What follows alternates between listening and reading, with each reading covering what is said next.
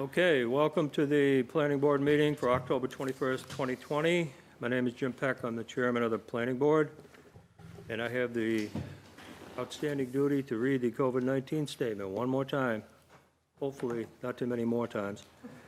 The Plaistow Planning Board, due to the COVID-19 coronavirus crisis, in accordance with Governor Sununu's Emergency Order Number 12 pursuant to Executive Order 2020-04, is authorized to meet electronically, and these reasons shall be reflected in the minutes. Notice of this electronic meeting was sent to all butters and published in the Eagle Tribune newspaper. The Plaistow Planning Board is utilizing the GoTo webinar program of the GoTo meeting platform for this electronic meeting. All members of the board have the ability to communicate contemporaneously during the meeting through the GoTo webinar program, and the public has access to contemporaneously listen and, if necessary, participate in this meeting. The link to access this meeting was provided on the town's website with the notice where to email with it. Strongly suggested that you test the link in advance of the meeting to make sure you are able to access it. Please report any issues to jcashel@plaistow.com. There is a raise your hand feature of the program that will allow attendees to participate in the discussion. There is also a Q&A box for the public to type questions during the meeting. The public can also send emails with questions or concerns prior to and during the meeting to jpeck@plaistow.com. Please note, all questions and concerns typed into the Q&A box or sent via email will be read aloud to become part of the public record. The meeting will also be live on PlaistowAccess cable, channel 17, and will be live streaming on the town's website. So with that done, can you take the roll call, Charlene? Yep. James Peck. Here. Timothy Moore. Here. Laura Millette. Here. Karen Robinson. Here. Francine Hart. Here. Jeffrey Adams. Here. Tom Alberti. Here. Greg Talon. Is here. Was here. Was here, yeah. John Cashel. Here. We're all here. Okay, thank you. Our first agenda item is the usual, review and approval of the minutes for October 7th. You should have them in your folder. Great job again by Charlene, thank you.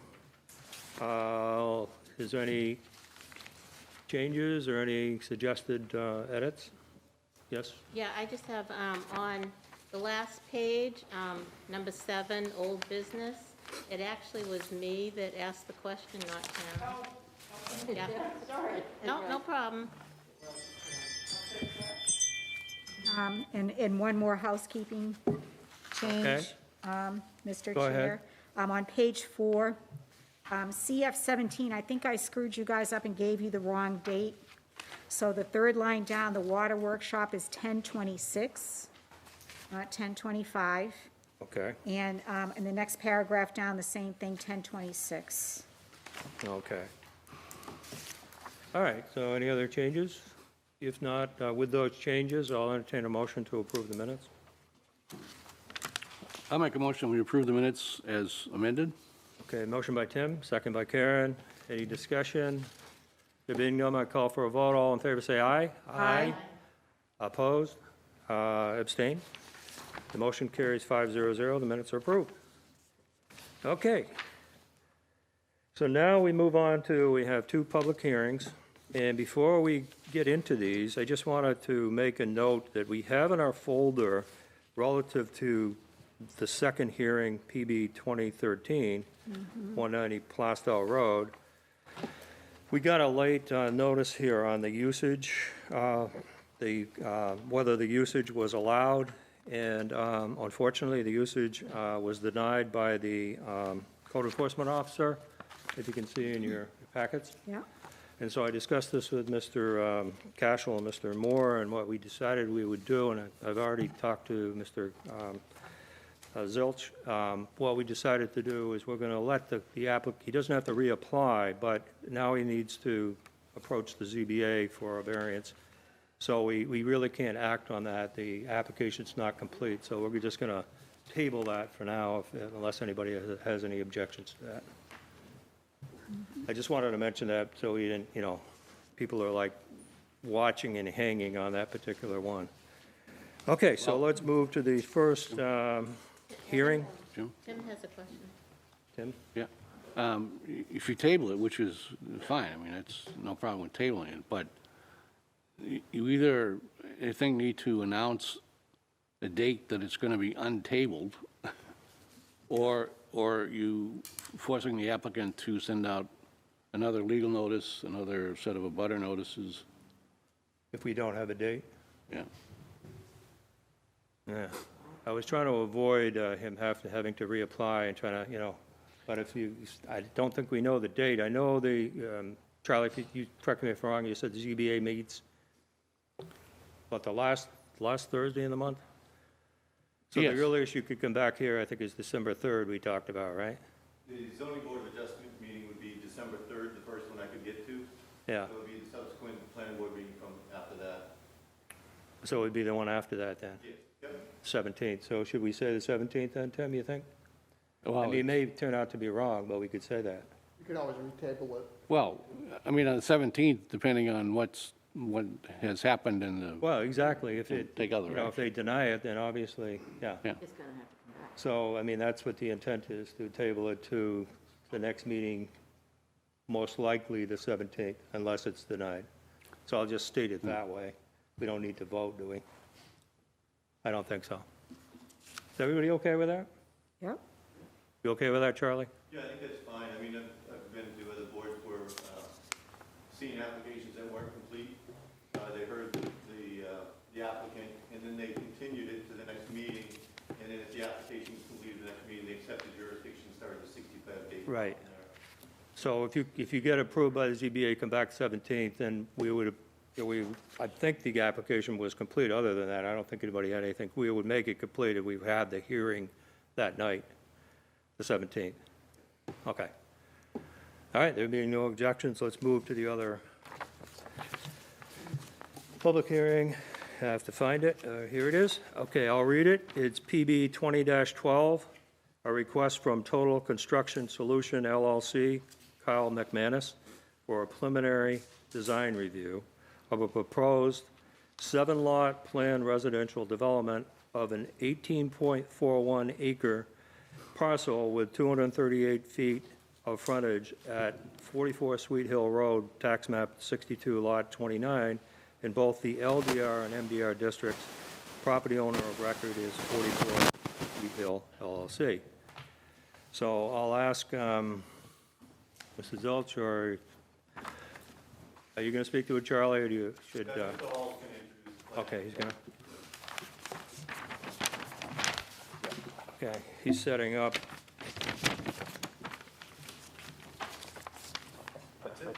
Okay, why don't you introduce yourself and your address? Good evening, I'm And who Bill you are? Hall with Civil Design Consultants, and I'm here with Charlie Zilch of SEC and Associates. So what we have before you is potential subdivision at 44 Sweet Hill Road.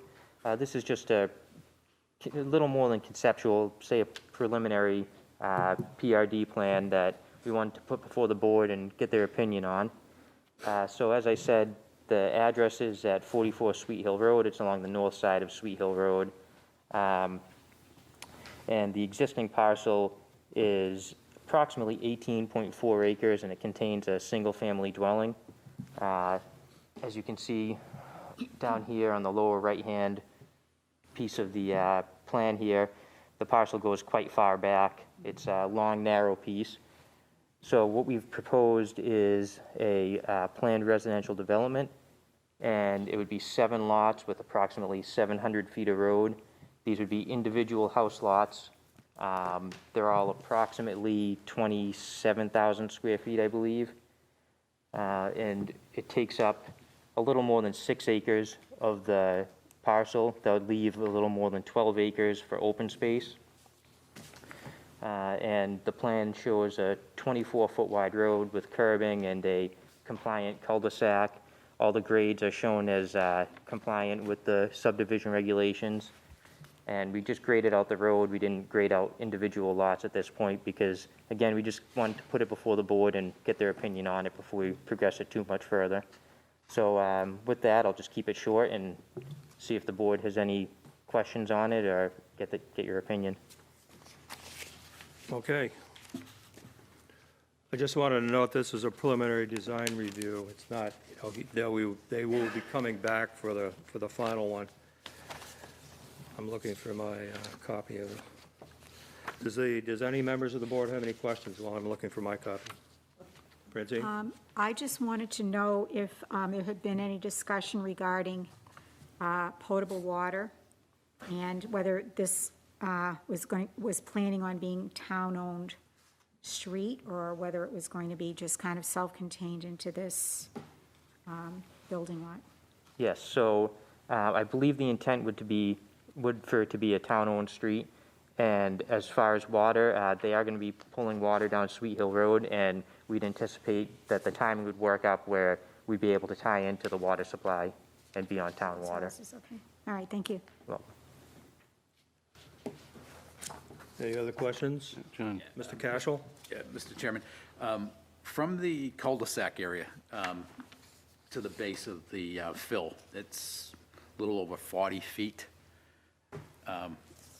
Do you guys want to talk about, what's going to be involved with so much fill being brought on the property, or are you shifting fill around on the site, or how are you going to actually accomplish that grade?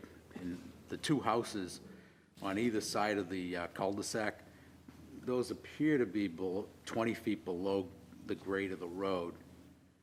And, what are the grades of the driveways proposed? And then the other one that's way back there, I don't know what the grade of that driveway is, but kind of looks substantial.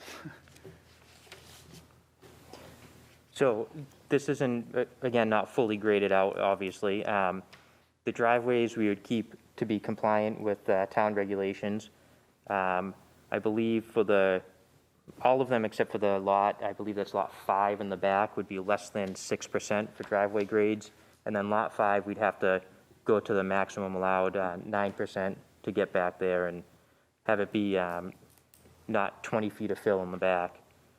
As far as grading out the lot, it's my understanding that the applicant has done this before in other areas, and he has a knowledge of bringing in the fill and keeping the site stable while he's filling this out. So he has confidence that he'll be able to do that and not make a mess of the place.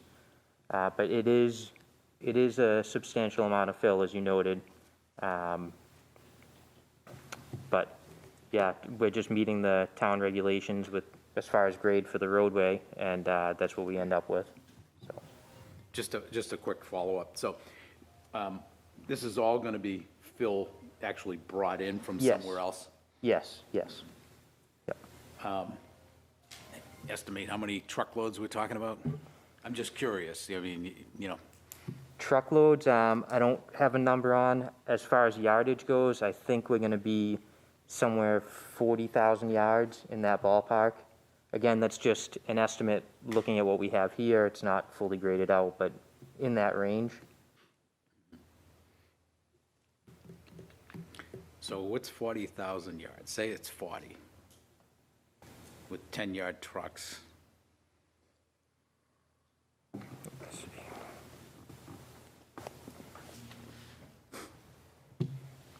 4,000 trucks? Yeah.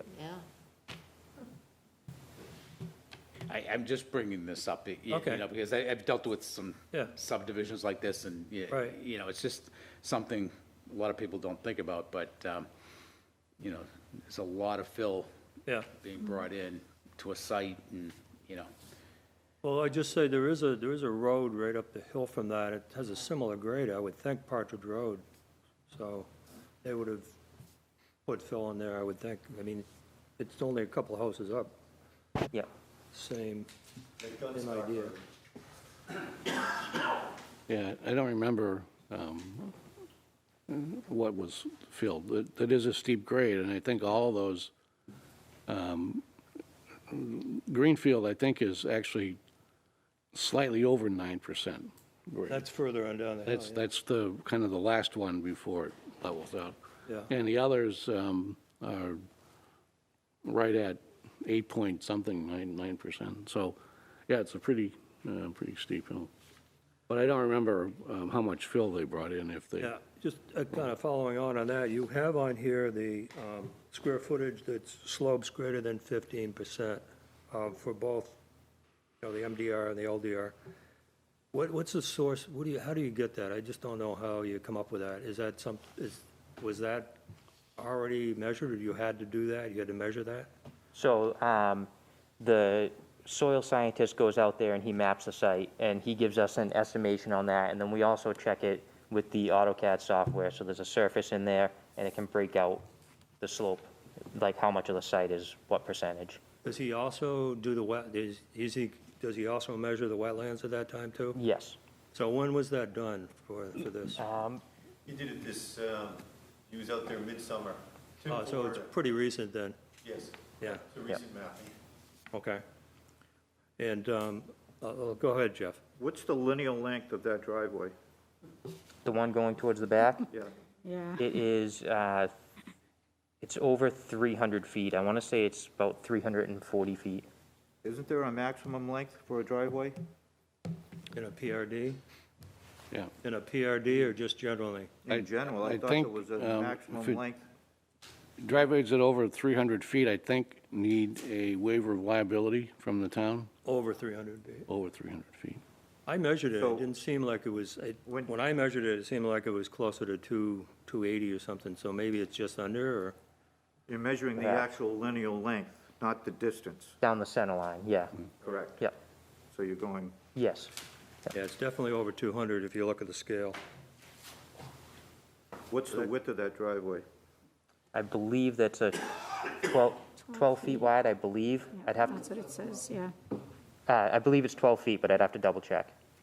It says That's that the right at the paved entrance. portion. Paved, yes. So it's, the width is 24 feet, is that what it is? Oh, The 12. driveway is 12. 12. Yeah. And it's got Cape Cod berms? The driveway would not, no. What's the purpose of the Cape, I mean, I know a little bit about Cape Cod berms, but why did you decide Cape Cod berms here? For the roadway, we decided that just to minimize the fill.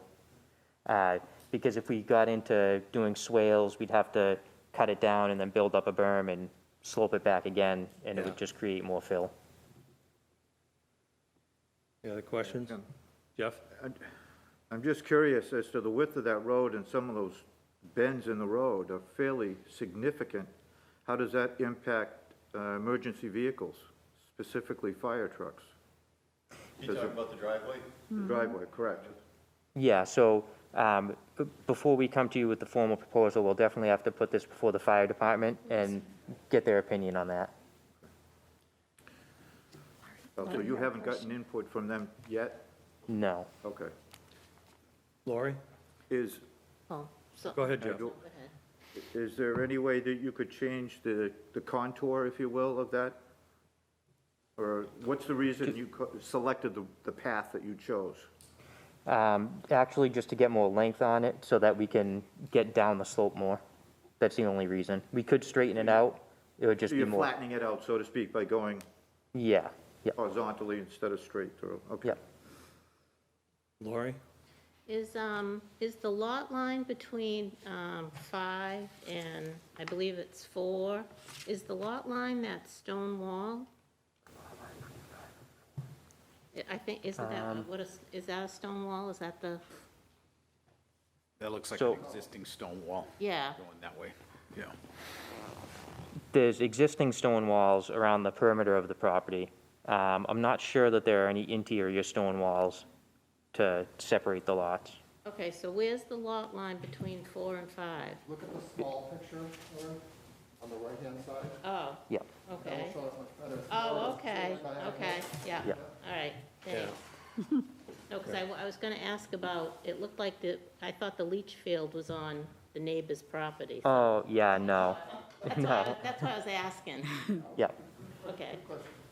I got a question. One of the rules for a planned residential development is you can't have more than 30% of the total lot, wetlands, and greater than 15%. Yep. What percent, I kind of calculated, it looks like you're just under 30, is that, you look like you have about 3.4 acres that's either wetlands or greater than 15. But you're under that 30%, right? Yeah, so the entire parcel is 802,000 square feet, give or take. And the upland area we're providing in the open space is approximately 434,000 square feet. And once you get down back to that open space, it really flattens out. I'd be surprised if there's anything greater than 15% going back into that open space, so we definitely exceed that. Well, you have the actual square footage for the 15, so all I did is I added your square footage for greater than 15 in wetlands and took that as a percent of the total, and I actually got 27%. I just wanted to point out that, you know, it qualifies. Okay. That's one of the zoning ordinances there. Okay. Jim, One other question I had, Tom has a question. I just got one more, All right. if I may. The frontage on Sweet Hill, one of the requirements of a planned residential development is you're supposed to have a 50-foot perimeter buffer on both sides.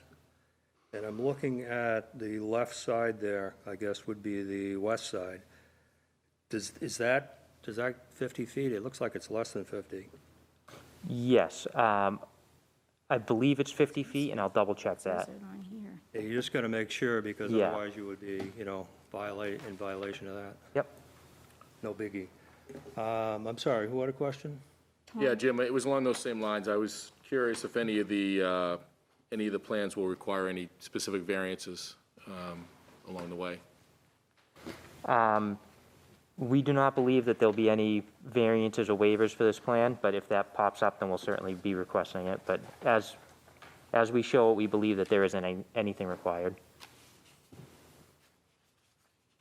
The other thing I wanted to point out is on a planned residential development, when you do these kinds of developments, this open space in the back, that's open space from that point on. You can't, just in case anybody's looking at this and thinks you can come back, you can't come back, right, and develop that land, correct? Correct.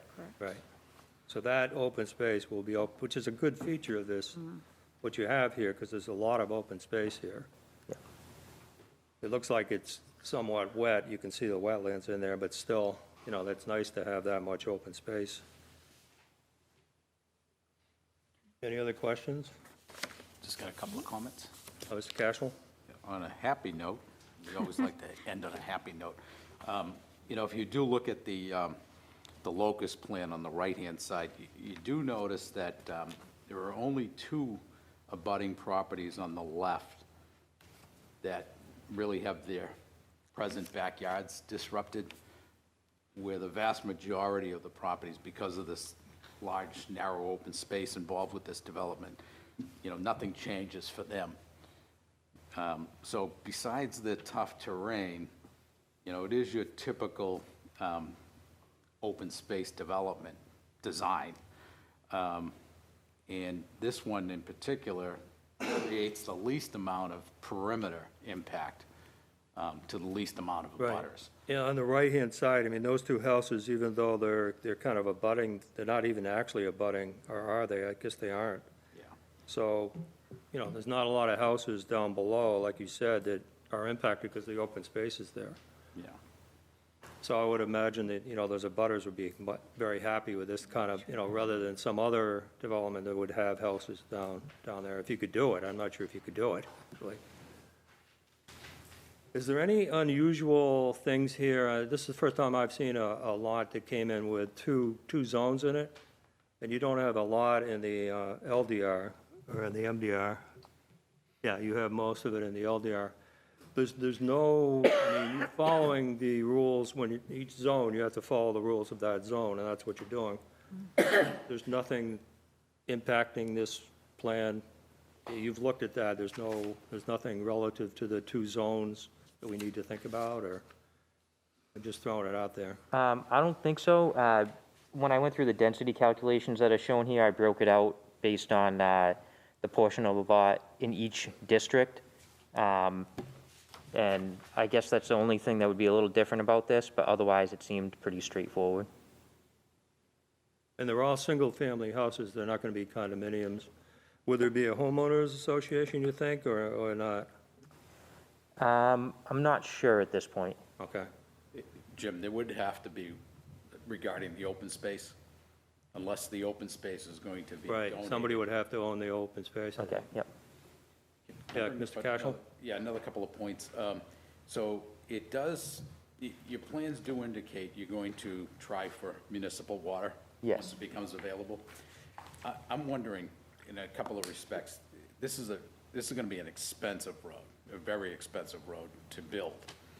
And you're going to have water. Have you looked at the possibility of a lot yield, taking into consideration, you're not gonna need wells. So you're going to have septic systems, which today the technology is a lot better than it was 20, 30 years ago for providing adequate septic systems. What I'm getting at is that, really taking into consideration how expensive this road is, and, how about shrinking the lots to a size that takes care of your septic needs, also take into consideration you're gonna have municipal water, so you don't have to mix, well distances and, the distance from the leaching field. And you may end up losing a lot out of something like that. You're going to gain relative to the cost of putting in the road if you, shorten the road up and try to get away from those steep grades as much as possible. Yep. And I'm thinking, really along the lines of creating the least amount of impervious surface, which would be another great goal. And, the board may be willing, if you come up with a different schematic, of, even narrowing the road, so it's creating less environmental impact, but also servicing the needs of the lots. I just got through with a two-year review of a 3-lot subdivision. Originally, it was a 5-lot subdivision, and it was approved as a 3, and then the developer realized that the cost of the roadway was going to nullify the profit involved with the 3rd lot. So now he's back trying to get just approval for a driveway. So, you got a very expensive road, a lot of impact to the surrounding roadways, bringing all that fill in. And if we could work with you, and I'm just suggesting this, I'm not talking for the board, but I'm just suggesting that, if we get really creative with this thing, your client, may be able to benefit to the point, profit-wise, that he would with this. Yep. And a lot less impact all around, and getting a halfway decent yield, so it still makes financial sense to do something. Yeah, okay, we can definitely take a look at that. One of the challenges we had is that we still have to adhere to the state lot sizing requirements. And the state lot sizing requirement, a conventional lot in this type of soil would be about 40,000 square feet or so. Yeah. With municipal water and on-site septic, you can cut the lot size in half. So they still have to be around 25,000 square feet or so. So we did minimize the lot size as best we could coming into it, but there is also other options the state allows, such as a no lot lines kind of arrangement that might benefit too, that we could take a look at. There's a lot of great stuff going on out there. And now with municipal water, you can really start taking advantage of trying to protect as much environment as possible. Because you don't need those bigger lots to handle the volume of water that would be provided by the well, and the distances necessary to separate the leaching field from the well. So you can start really shrinking this stuff up. And Yeah, the leaching areas that we're showing is the receiving area. And by state standards, they're looking for basically twice the size of a conventional leach field shown on each lot to support each lot. So that's about a 2,000 square foot area on each one of those lots. Yeah. In reality, when you put in your leach field, it's usually with fill extensions, about 1,000 square feet these days. So it's about twice the size that you really need. yeah, Isn't it true that the length of the road, the reason you have the road that long is because you want to get the maximum number of houses in there, and in a PRD, under the formula, you can only put 2 in that first zone. That's your limit under the PRD. So in order to get 5 in the back zone, you really need to extend the roadway that far into the road. I think that's why your road is as long as it is, to get the maximum number of houses. Is Yeah. that correct? Yeah, so it's partly that and partly because on the left-hand side of the property, we have, it starts narrow and then it goes out and it jogs a little bit. Yeah. So it widens out, it lets us put the cul-de-sac in, still have room for a Yeah. couple houses around it. What is that house, then, the little triangle to the west of you? That's an occupied residential house? As far as I know, yes. Yeah. So it's not like you could buy that property and, you know, you'd have a more wider entrance there. Mr. Cashel? Yeah, one more thing. Another thing to possibly take into consideration with the design, because you do have that elongated area, and it looks like it's outside of the wetland buffers and everything, that you could actually come in with a communal leaching field type systems. Plus, it's heading downhill, so you don't need, you know, any type of pumping to go on. But that would help to allow for the shrinking of these lots too. Okay, all right, certainly something. And if you could, if you want to, and the board's open to it, you know, the condominiumization of the lots so that you don't have separate lots, but it's, you know, it's a condominium. It's separate ownership, and you have a certain amount of land area for each lot that would be under the private control, but the land around it would be maintained as one lot. Like an exclusive fee area? Yeah. Yeah, okay. And then the homeowners don't have to worry about cutting the grass, and they get somebody else to be doing it. Bonus, in my book. I try to get my brother-in-laws to cut my grass all the time. Jeff? Just a quick, I don't see any orientation note here. Which way is north? North is up on this, Straight up? yes. Good point. I don't see anything marking that. You should add that. Yep. How'd that north arrow go missing? Any other questions from the board?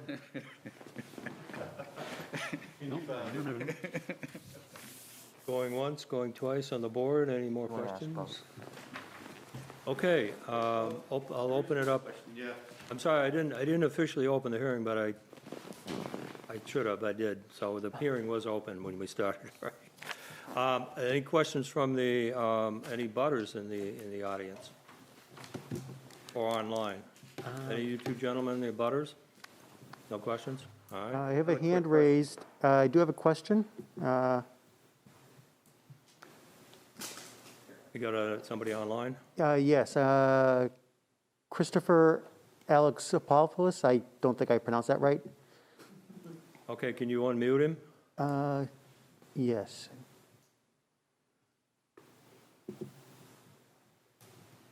Knock on wood.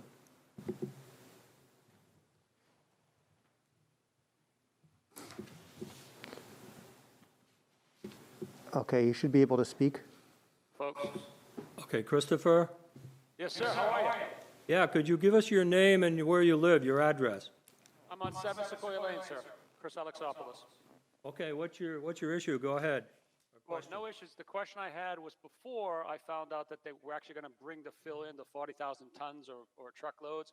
I didn't know if they were actually going to dig right there on the proposed site, and I didn't know if it would have an impact on, the existing homeowners here on Partridge and Sequoia, like our wells. I just didn't know that, but that was prior to finding out they're actually going to, truckload the fill in. So I don't think that's a question that's relevant any longer.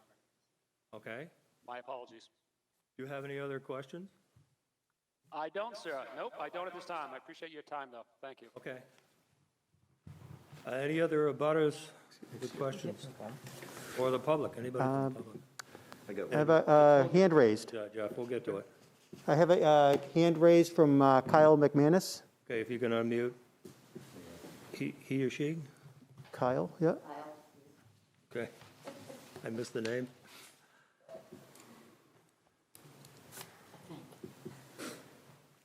Okay, Kyle, are you with us? Kyle? Yep, I am. Could you give us your name and your address, please? Yep, Kyle McManus, 2 Mockingbird Lane in Kingston. And I'm the owner of 44 Sweet Hill LLC. I just wanted to make myself available if you had any specific questions for me.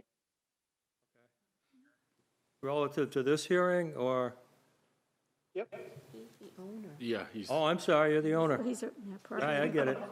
Yeah, I have to be out of work. Okay. Do you have any comments you want to make? The back lot, we certainly can pull that in without issue.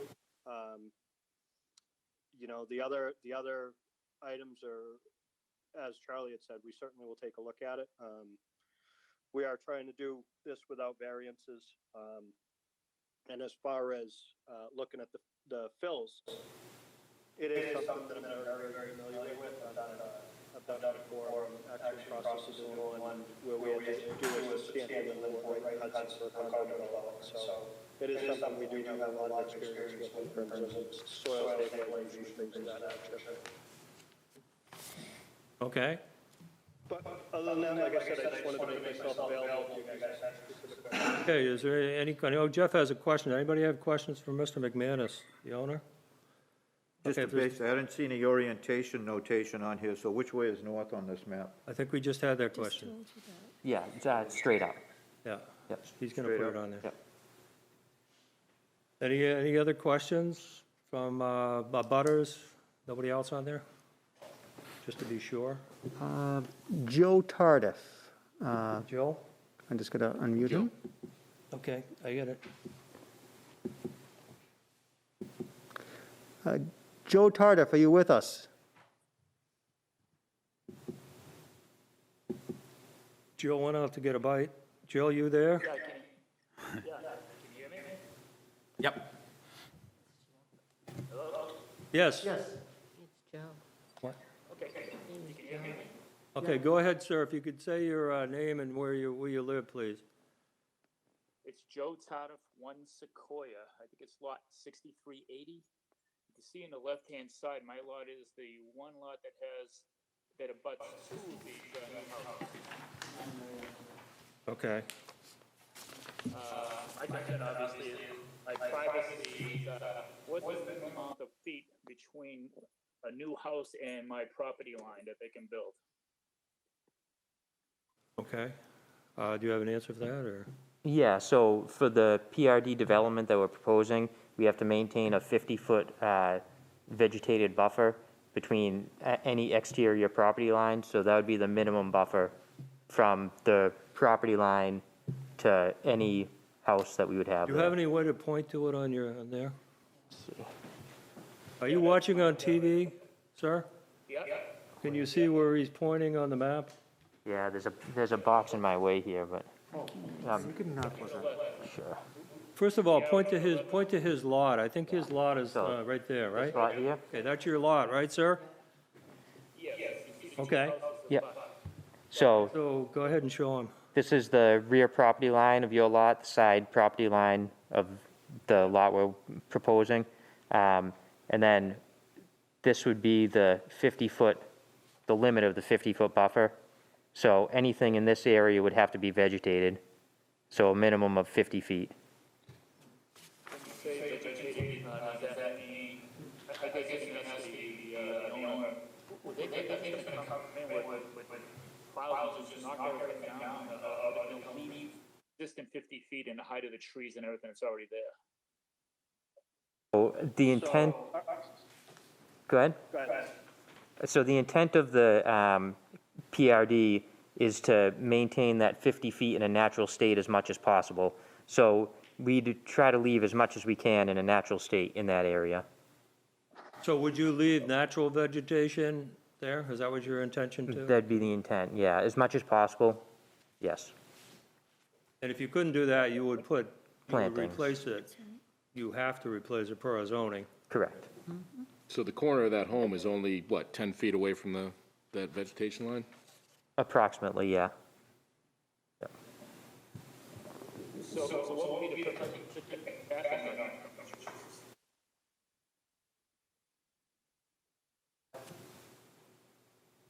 Say again, sir? For what purpose would they be that you saying, you would leave the trees if possible, but actually maybe, what are some of the reasons that you don't want to 50-foot buffer.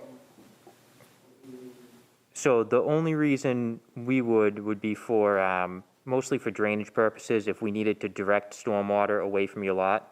That would be the only reason I could think of right now.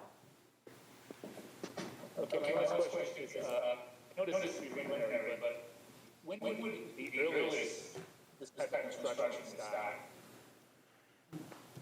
I don't have an answer for that right now. I'm not sure when this would start. Could you say if everything went according to plan, when the exact would be the earliest? Probably springtime. Yes, I guess springtime would probably be the earliest. Okay, all right, that's all I have. Okay, thank you. Any other questions from the board or any butters, Phil? Okay, no more butters. Any board members have any questions? I think Kyle had a question for the board, if he's still with us. Okay, go ahead.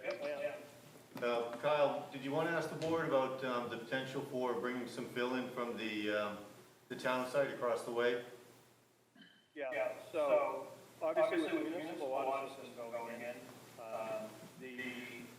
they have a substantial amount of material that they're trying to get rid of while they're doing that. We're trying to get our septic designs, the test holes and things like that for all of our septic designs for our drainage systems. And what I was wondering is if we can do rough cut on the road and then start to take material in from, the film material that'll start to create the subbase what is the road. Obviously, it'll be at risk. Okay, thank you. Any further questions? Anybody? It sounds like you're asking for this board to give you permissions in some manner for doing something like that? Is that right? So what it is, it's, right now, because it's not officially in the board, it's in for preliminary review. I can get a pre-cutting approval, and we can take material in preparation for future construction. These are currently legal items we can do. Obviously not wanting to cause hardship or upset anybody in the process, not trying to jump the gun on anything. But we're also not looking for variance, we're not looking for anything other than, going through the process, getting the approval. If we were to do a cut on this potential road, it's going to allow us access into those lots. Right now, you can't get those lots to do the test pits. So it's going to allow us access into those lots to do test pits. We need to continue our engineering. If we can give the water pipeline contractor someplace to draw material, obviously that's going to make their work faster. It is also going to benefit me. I'm not going to sit here and say, oh, does this help me? It does. We're going to get a substantial amount of material that way, which will help with this bill. But as I said, it would be an analysis move on my part, because it's not a fully approved plan at this point. So I do understand that you're not necessarily giving approval to do this, but you are understanding that I'm not trying to do something preemptively or prior to approvals, if you will. The purpose is not, we're not going to vote on anything tonight. We can't approve anything tonight. There's nothing for us to vote on. It's just for you to give us, to get input from us and our views on your project. Mr. Cashel? Yeah. Is it Lyle or Kyle? Kyle. Hey, you do run into these situations where a person is going to or wants to start doing things to their property. And, it's not the planning board that could give you permission to do that. You're saying that you're willing to do something like this in accordance with New Hampshire laws and local ordinances. correct? Yeah. So, and that would be before this planning board would ever give any type of approvals, because we don't have an application that would grant anything like that. Correct. If you can explore, I'm just speaking for myself here, but if you can explore within the legal parameters of achieving what you want to do, and you get the local permissions you need, and you get the state permits you need to do so, that's one thing. And I'm suggesting here that you would keep the board informed of that type of permitting that's going on the property. You know, because a lot of people get very curious about what's going on in property, and, you know, are they doing it properly? Are they doing it in accordance with the law? Do they have the permits for it? So, you know, I'm just saying to the board, Yeah. if he can achieve that, then he can achieve that, and. Right. It's not really our role to approve that. You just have to do it legally and find a way to do it. I don't think there's an application to us that would approve something like that I can think There's of. there's tree harvesting, and there is a state statute that does allow for pre-development, development of a property. You know, getting it prepared, Yeah. the building envelope prepared. So there are ways of doing it that probably in the long run, I shouldn't say probably, in the long run will result in development of your property along the lines of what you want to try to do with it. Ultimately, I can't see, you know, the total use of your property being achieved without planning board approval, whether it's a site plan for some type of use or it's a planned unit development, open space development. I think what we really want to try to do is to take advantage of this water system that you'll be able to tap into. And I hope it's the goal of everybody to create the least amount of environmental impact for this property, you know, now Definitely. that we have water. Right. And timing of the water is critical here too, because, you know, I think they need a certain number of houses to, it's not as though when the pipeline goes by, you're getting your water, it's gonna be, you guys realize it's gonna be a ways after that. Yep, yes. I don't know how much, but, For the development of, and they're talking, you know, right now they're forecasting spring to summer, which is quite honestly right in line with when we would be hoping to have something finished and ready. So, and obviously, if I'm planning to go with municipal water and for whatever reason it pushes, it doesn't mean I start drilling wells. It means I have to wait. I'm going to be putting the water system in. I'm going to be doing the engineering required to make that happen. We're going to be working with the powers to be to make that happen. sounds good. Jeff, you have a question? Yeah, we're not trying to jump around this. The other side of me, and this is something that I talked to Mr. Dorman about, obviously prior to his retirement, but was taking down the house that's there now. I'll just speak to the building inspector now. We have the environmental, the hazmat certifications on it. I've got to get the notifications out, get the asbestos abated, and I'd like to take the house down, just as it's currently a nuisance. So, you know, these are the type of things I don't want, like I said, I don't want anybody thinking that we're trying to do anything without getting appropriate approvals, but also doing certain things all within. Peter Blanchett is now the code enforcement officer. He took Mike's Yep. place. Are you aware of him? I am. Yeah, all right, so if you haven't talked to him, you should probably talk to him about taking the house down, whatever you want to do. Okay, Jeff, you have one more question from a board member? Go ahead, Just Jeff. a quick, can you describe what a Cape Cod berm is on the entry road? Sure, so it's a paved berm, so it's a form of curb that's just made out of asphalt. So it's about 1 foot wide, 4 to 6 inches tall. It's just an alternative to using granite So curbing. it's a speed bump? It goes along the edges of the roadway. Oh, okay. It's Yeah. parallel to the roadway? Yes. It's not It's perpendicular? supposed to be better So for it's a plows, drainage- though. They don't hit the curb, they just bounce off the Cape It's a Cod berm. drainage. Yes, it's for protected, drainage. so you Yep. don't get runoff from the roadway into the driveways and side roads? or Correct, side yep. Yards. All right. Any more questions from the board?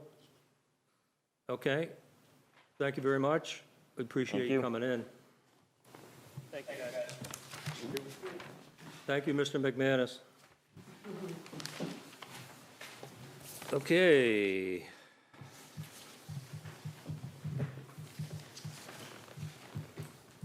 We're going to move into old business. We started talking about Route 125. Mr. Cashel was talking. We did some discussion on that last time. Are you going to be talking about a zoning amendment there, or do you want to talk more in old business here? You know, just to bring you up to speed, I know we, you know, at the last meeting, we didn't get so far as for me to actually get the green light to propose the ordinance. But I was so far along with it, I said, you know what, if we want to continue the discussion on it, you know, this is how easy it can be. Right.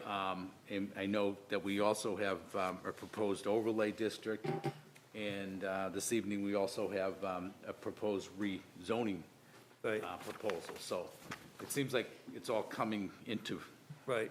fruition, and the stars are aligning, and Right. We have three different suggested zoning ordinances for Route 125, so. Yeah. Parts of Route 125. So maybe we should just go to that, or, yeah, okay? yeah. Why don't we move to review of proposed new zoning ordinance amendments? And just a note here, we need to move forward on this. I think we need to have these in place. I think we said last time, certainly by mid-November, we should know which Yeah. amendments we want to put forward. Yeah, and we would need to ultimately, this is what I would suggest schedule-wise, and I did this at the last meeting. We would have to be far enough along with any zoning amendments for the Springtown meeting, and relative to the planning board's requirement to hold public hearings on zoning amendments, we would have to be substantially along relative to the actual language of the proposed zoning amendments, so that we could properly advertise for the first public hearing for the meeting in December. Right, So we have, you know, tonight's meeting, and then we're into November, right. and, So I would suggest we set a goal of this November 17th. By the end of that meeting, we should have Yeah. a set of zoning. Now, we don't have a lot of zoning amendments this year. no. Typically, we would have more, looking at Mr. Moore, we would have more. We would have a lot of zoning amendments. I mean, typically, you and, you know, Dee, you get requests during the year, but there really isn't any this year. Is that right? I thought Dee said she had a couple, but Yeah, I talked to her today. She said she does have She has a set couple. of housekeeping type of Okay. zoning, not major. ones. Housekeeping, Yeah, nothing major. right. Okay, so two, you said two housekeeping? Yeah, Okay, and then we have these three that we're kind of debating. So why don't we, for these three, I mean, Karen submitted one. What I'd like to do is I'd like to understand personally, as a planning board member, what the benefit of the amendment is. So when you talk to it, I mean, what's the goal? What's going to happen to the town that's good to the, you know, why are we doing this amendment? Because we're going to have to explain that to the public, so we really need to know why do we want to do these and what's the benefit to the town? Is it really, I think, you know, we're going to put it before the voters, so the voters will decide. So the real question is, do we want the voters to have a choice? You know, not that we think it's a great idea, but, you know, we're going to have to vote on it too. But do the voters want to vote? Do we want the voters to vote on this? So why don't we start with Karen's, since she's been waiting patiently for a couple of meetings. And like I said, if you could talk to your, I think everybody has a copy of hers. Hers is 125, but it's really north of Main Street, so it's not all of 125. So what we're talking about is a specific part of 125, the C1 district. So With that, I'll let Karen explain. Okay, well, the proposal has already been, it was 2010, that this was presented, and the vote was very close. It was not recommended by the planning board, so now I'm coming back with it. It's a proposal for a new zoning district to limit the traffic impact of new commercial development north of and adjacent to the intersection of Main Street and Route 125 to the Plaistow-Kingston line. Now, I'm not talking about the C1. I divided it into 3 sections. One goes from Haverhill to the bridge, and then there's the bridge that goes to the intersection of Main Street and 125, the intersection. Then that section, from there to the Kingston line, would be like the 3rd section of it. And I just felt that it should be separate from the other 2, that this is fine to have a mixed or whatever you're proposing for that section. But the 3rd section I would like done differently, and I would like it to be, I named it as Commercial 3, that one section. And I said for the reason is for the traffic and for encouraging the Main Street not to become another throughway to get to things crowded up to the north.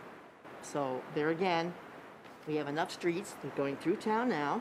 They're trying to get to 125 because of all the businesses on there.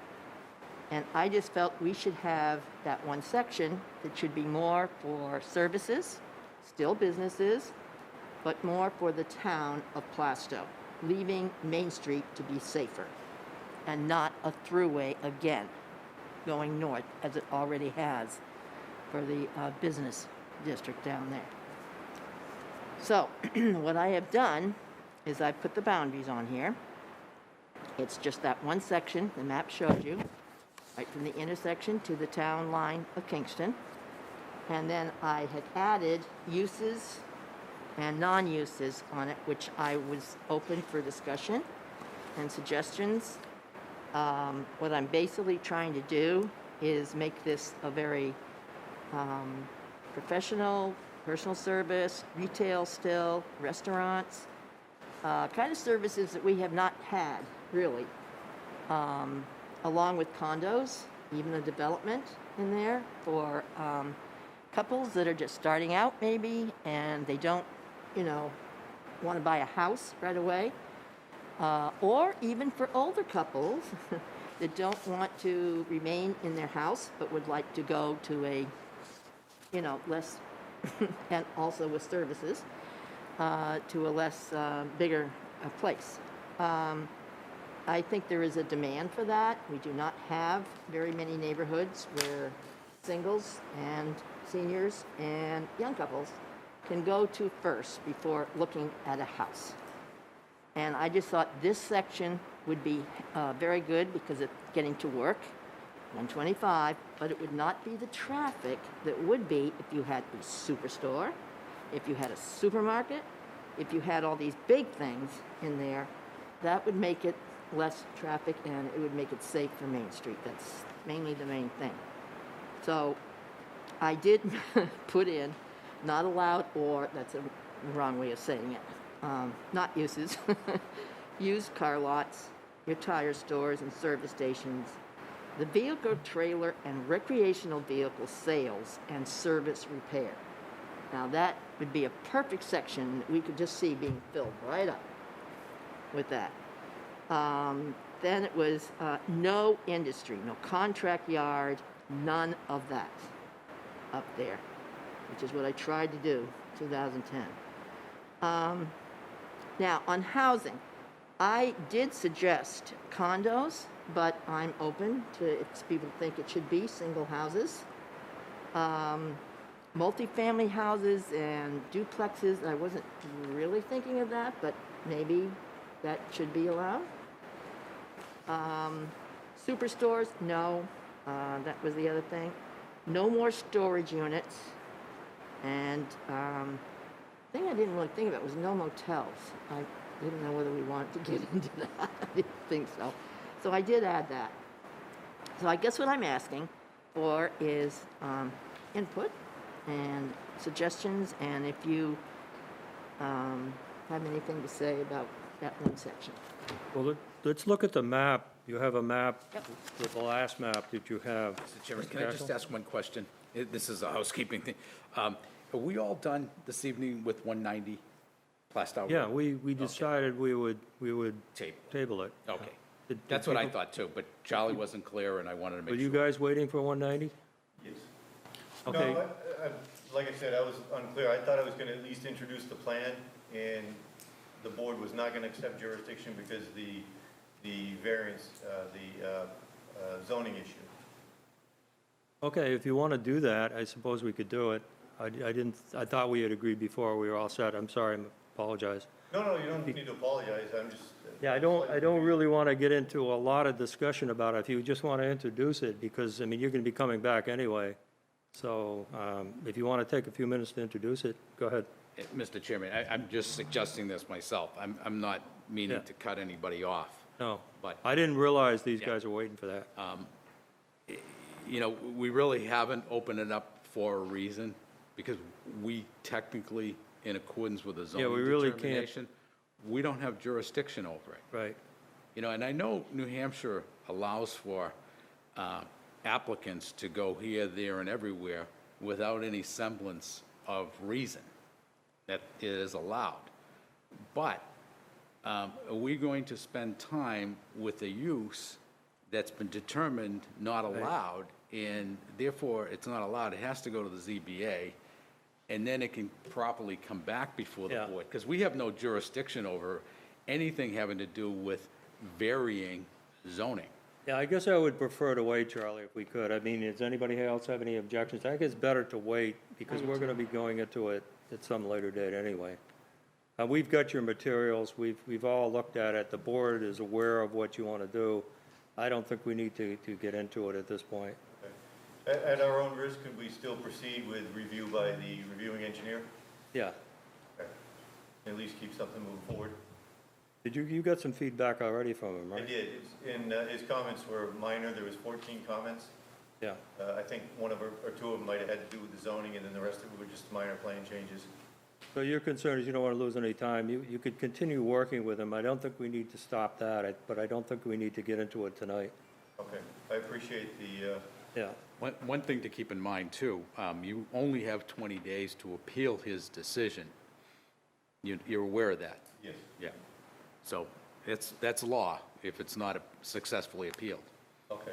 all right? Yeah, And once that you zone- that appeal it, zoning that zoning district right now, for reasons of which one of the board members is distinguishing with the zoning change, you know, it was decided contractor yards are not allowed in that zoning district. So you get on the ZBA and you can work with Dia on getting on the, the ZBA, and then you'll move forward from that point and continue working with the engineer, so you don't slow it down. Okay. But I don't think we want to get into it tonight. That's kind of my decision. I don't see anybody saying, yeah, we need to get into it, so it's kind of a board decision, not just me, so. Sure. Sorry, guys. No, I appreciate that. Thank you for the time. Yeah. Okay, so where were we? We're looking at the map that Karen put out, and it shows that section, which is the, kind of the pink, I guess, is the C1. Right, Karen? I'm looking at this map here. Yeah. Oh, this map, okay, yeah, the last And map this one's there. easier to look at. Yeah, This it's one, I'm looking starting at the with, color map, if you guys have it. Okay, it was on so the last page, yes. the last C1 page. is the pink or orange, whatever you want to call it. No, it's 125. You see 125 going right The up there? dot to the dot there. You can Yes, see it's where from it the is. dot to the dot. Yeah, so we don't have a lot of properties along there. In fact, further north above Old County on the north side, that's all industrial. You're not going to touch that, so. Right, exactly. So you're talking about maybe 16, 20, kind of counted through, and there's about 16 or 20 properties there. Currently, properties. It could be subdivided. Exactly. Yeah, so we're not talking about a lot of properties there. We're just talking about those. And of course, on the corner there where Sanborn's is, ProQuip has already been approved, so that's already done. whether you like it or not, and, you know, that's done. So, But we don't have to allow any more. yeah, so you're not talking about a lot of lots, and if you look at that particular section, kind of, you know, I've driven up through there are some open properties there, there are some available properties up And there. there's properties that are old that might be selling or wanting to do something now that there is water there coming into there, that they might want to, you know, change. Well, one of the properties up there is Larry's Clam Bar that's been on the And that's market what we're for, gonna what, try 5 to- years or 4 Right. years or something like that? No, but I so would like to try to really. That's get one of the something bigger in there. properties up there. Right. And then, of course, you have the Plaistow Y up there, and that's already done. Which is That's a big beautiful. property. Yep, yep. And north of Old County, on that, if you're going from Old County to the Kingston line, you're talking about, there's a storage place. The storage unit there. And just Yep, already before the have one. storage unit, you have, on the corner, you have, what is that place that? Agway. Agway, and then you have another property that they cleared the property, and I don't know what's going in there, but I don't that's kind either. of open. That's what So I'm that could trying be to- impacted, and then there's not a lot of properties up there north of Old County Road, really. So my observation is, you know, it's not a big impact in terms of number of properties. Well, So, Anything does can any, happen. Francine? I just had a question for Karen, too. So would you grandfather some of the current properties that are there that fall within your not permitted zone? I think you have to. I pretty think we much. have to grandfather them, right? Is that Right. right, Tim? I'm not sure, but I think you Yeah, do. that's right. not an option. Yeah, they get That's what grandfathered. I thought. They are grandfathered, Right. unless, the only way that you can do something different is if the If they property sold is it? abandoned for a year, I think. Okay, Then they lose the grandfathering right. All right? okay. It's a long process, but this is, in my opinion, this is a good proposal because what you're doing is trying to plan for the future. Yeah. You know, and that is well separated from, you know, the more developed area, 125, Right. you know, which is a large area. It is you know, It's a large area. dividing it into 3 pieces is kind of the way I look at it myself. I mean, they're really up to the bridge, from the bridge up, you know, up to Main Street. That's how I looked at it. That's a good way for us to, you know, look at it, and Karen's focusing on that northern piece. The other question I had, Karen, is you did cross out some uses, which I assume that was C1 uses, right? Yes, And then you specifically put some, you know, not allowed over on the right-hand side. right. Additional. Yeah. So just give us some of your thinking about, I mean, you already did, so maybe there's nothing more to add, but No, I'm asking for input. input, yeah. You Well- know, what you don't need, if I could just Go ahead. interrupt before I lose my thought, you don't have to put uses that aren't allowed. You know, it's just, you only have to show uses that are allowed. But I think some of our zones do say specifically Yeah, they not do allowed. say unused. Not permittable. Because somebody could come in and put Yeah. a used car lot again. They Yeah. could very easily do that, and they could also start putting another tire store, and they could put, I mean, they could really do just about anything they wanted to up there, really. Just before I ask Greg a question, Greg has a question, I just have a question for Tim. Why do we do that? We have, like, you know, we have uses on the left, and I know on all the zones, we have not permitted. What's the reason? What does that do? Does that add any further? Doesn't it make it more specific? I think the only place we have listed prohibited uses, or maybe in the aquifer protection district. I mean, I think if you look through table 32, which has all the zoning districts, for the most part, they're all just listed permitted uses. I mean, I could be wrong. I mean, There's a couple. There is, a lot of no, them in there is there. a couple. There is a couple that say not permitted. I know there are. Yeah, no, I've got it listed right here. And when we talked about the place on 108, there was some not permitted. It was- I just wanted to see whether that was required to put that not permitted. I guess we don't need to put that, but it makes it more specific. I think it's nice to say, you know, that's what we don't want, and people vote on it, and it's very clear. Is that what you're going to say, Greg? No, I wasn't. I was gonna ask Karen if that non-use zone, is that, what you're proposing, is that closer to C2 zone for Main Street? Is that similar? or is it very different? Oh, it's not Main like, Street is yeah, Main really- Street is C2, right, and that's really a village center too, out that way. So this would give you a little more, I think, ease, a little more ability for other things that you would not do on that Main Street or Village 2, C2. That's why I was, it's really, you're right in the middle, and I didn't know what to call it or what to do, if you want to be honest. I'd be interested in which uses on here are not in C2. Because you're saying that this Oh, is, well, if we looked at C2, we would be able to compare. yep. Probably a few, you've I would- added some uses that you can't have in C2. Right. Page 31 in our, Okay, that's what I'm Yeah, we all looking got a for. new copy, so we got them right here. yeah. Yeah, see, I had the old copy, you're right. I was trying to find it. What page Said is it here. on? I believe it's 31. Page 31.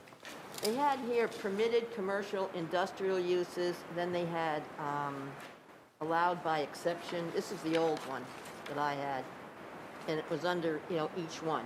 In integrated commercial residential, I don't know if it's changed, the new one has changed. It lists all the things that you would put in industrial, then they have the commercial one, and then commercial two. Well, if you look at page 31, Right. it's probably a good idea to start with that and The new use the one. Okay. same ones and adjust yours to, Right, to the new one. Use the same Okay. ones, but add what you want to add. Right, I get you. And some of the differences are, you say church and it says place of worship, You Right. just need to do those Same thing, right. fine tuning. Right, so what page was this on? 31. 31. Can we single out a type of business? Like, can we be that specific Right. to say no used car lots, no equipment rental, no tire stores? I still think you have to put the no uses on that. I really do. Is that even legal? No, he's saying, he doesn't disagree with that. He's just saying, can you specify used car lots as opposed to, I don't know. Or do we say, sales and service of vehicles? You know what I mean? It's, Whatever the use is. yeah, versus, I actually did both. I did vehicles with service center, and then I also did used car lots, and I don't consider them the same. Yeah, so that retail business use, that's a real broad brush, Right, and it's hard to distinguish that, wait a minute, it's retail business, I'm selling cars at retail. That fits. right. So, we really. That's why I was specific. We really would have to make sure that if we're going to put a list of prohibited uses, that we can actually get away with doing that Yeah. without Right. running No, into a that's what I'm buzzsaw of asking. legal problems. Right. Yeah. Seems like C2, right here, your list, for this list, one thing that sticks out is no motels, but here it Yep. says bed Rooming and breakfast boarding, and yeah. rooming and boarding houses, which are kind of the same idea, but it's really not a motel. So Yeah, you'd want to have them, there's some on C2 you want to add to yours, yeah, and there's some name changes. But I mean, I'm looking at what you have that's not on C2. You have wholesale, you have wholesale business, that's not in C2. No, You have restaurant, that's not in C2. see, the restaurant you definitely need. Yeah. And what else? There must be some other ones you have. Yeah, I had professional office. I don't know if that's even in there, professional business office. buildings. That isn't in, is it? Business office, same thing, yeah. Okay. And you did not have place of worship in your thing, and I don't know if that's important or not. Oh, well, I had church. She had church, so she Oh, just there- needs I'm to sorry, I change it didn't to see it. place Yep, of worship. sorry. I had church. So I think I what, was looking too and saying, is this really a C1 minus or is it a C2 plus? It just seems like it's much more abiding to the purposes of C2 with a few exceptions. Right. And it is really a C1. Yeah, it's meant to be more different from C1, obviously, but the C2, you're right, yeah, there is a lot of similarities. There is. yeah, I mean, you can do it two different ways. You can start with C2 and then add some stuff, or you can start with C1 and add some Take stuff. away, yeah. Whatever, you know what I mean? Well, that's what I did, and I figured Yeah. that was maybe too much. C1, I was taking away from C1. I was listing what's not. I don't want that, from C1. And then I put what would be accepted still on C3. Now, if you go to C2, you're right, it's kind of like in between. So I don't know if you want to continue the C2 and add. The advantage, my first impression, just my impression, is that C2 describes that village environment versus a full commercial type Yeah. environment. Right. So that- I think that's kind of where you're trying to go with this. Yes. So it seems to me it would be much more a C2 with a couple of exceptions, Right. similar to maintain up Main Street and up that North And up that Park. way. Right. Very similar type zone that allows very, very similar type uses. If I agree with that, and I think what she should do is take C2 and make sure she has all the C2, unless she doesn't want one of them. Yeah, see, rooming and boarding house, I mean, that's in C2. Would Yeah. that, you still want that on the C3? Well- I wouldn't. That's my question. Yeah, Maybe right. you don't want that. No. But just to point something out, one of the C2 first thing is retail business maximum 2,000 square feet per lot. Right. That's small, and I get why it's in the village, but on the 125, I put boundaries on mine. I mean, I added, there is a table on my thing too, which is the other thing you have to look at, on the square footage, because that was done when they did a study on Walmart possibly going in there. remember. So that's when we came out with this, the figures for smaller places and would avoid having a superstore or anything go in there. Yeah, On I like that this. table, think I this- changed it. Mr. Chairman, I just had it jogged my memory here. And the only reason, it's a little difficult with the type of zoning districts that the town has and how they list their uses. In most towns, you have tables that indicate if a use is prohibited, or if it's allowed, or if it needs a special permit, a site plan. So that's what threw me, because Plaistow does it differently. It just lists the Right. allowed uses.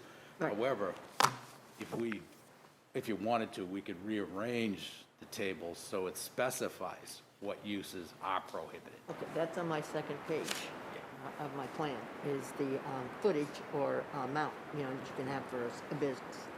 So you And could that get is away with more that. than the 2,000.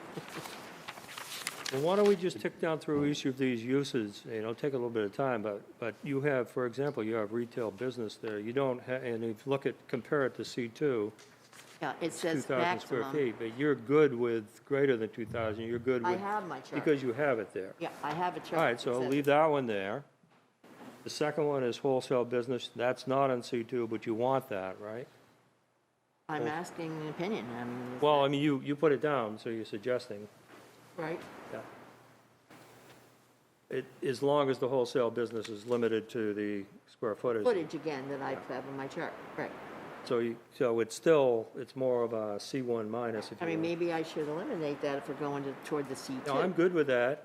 Then you have personal service business, and we don't see that in C2, or do we? No, Yeah, this sounds more like it's C1 with some restrictions. exactly, Yeah, you started with C1, I did. and you crossed out, so definitely that's the way you went.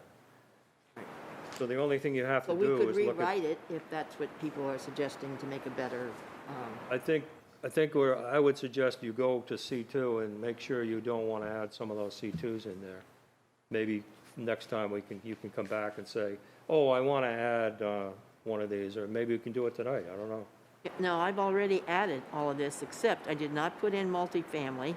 I Okay. didn't put room and boarding house. But you didn't want multifamily, you didn't want rooming and boarding. I was looking more toward the condos or for two, One recommendation may help you, you just make a simple three-column table with all of the uses, and we just check mark which ones you want to be included. All right, so put the two together. And this, we have C1, C2, and then this Yeah, other route, and you just check off the services that you want, of uses that you want. unless you've already done that. Yeah, well, that's what I pretty much did on this chart. Yeah, I did that from C1. Well, let me ask you a question. You don't have fraternal service and charitable uses on yours. Should you add that to yours? Some of the C2 stuff you may want Yeah, to add. I don't know whether right, I know. I'm just saying, some of these C2 things you may want to Okay, add. so what I would do is still would like to keep my list here. Yeah, And then if there's anything on my list that you don't think should be in that Right. thing, tell me. And then I will look at now, C2, right. and see what's And add missing in, right. and add it in. But it's going to be to this list Okay, is there anything on her list she's asking if Right. we wouldn't want to see? that you wouldn't want to see. Okay. Anybody? What is the difference between, just for clarification, 13 vehicular brokerage office?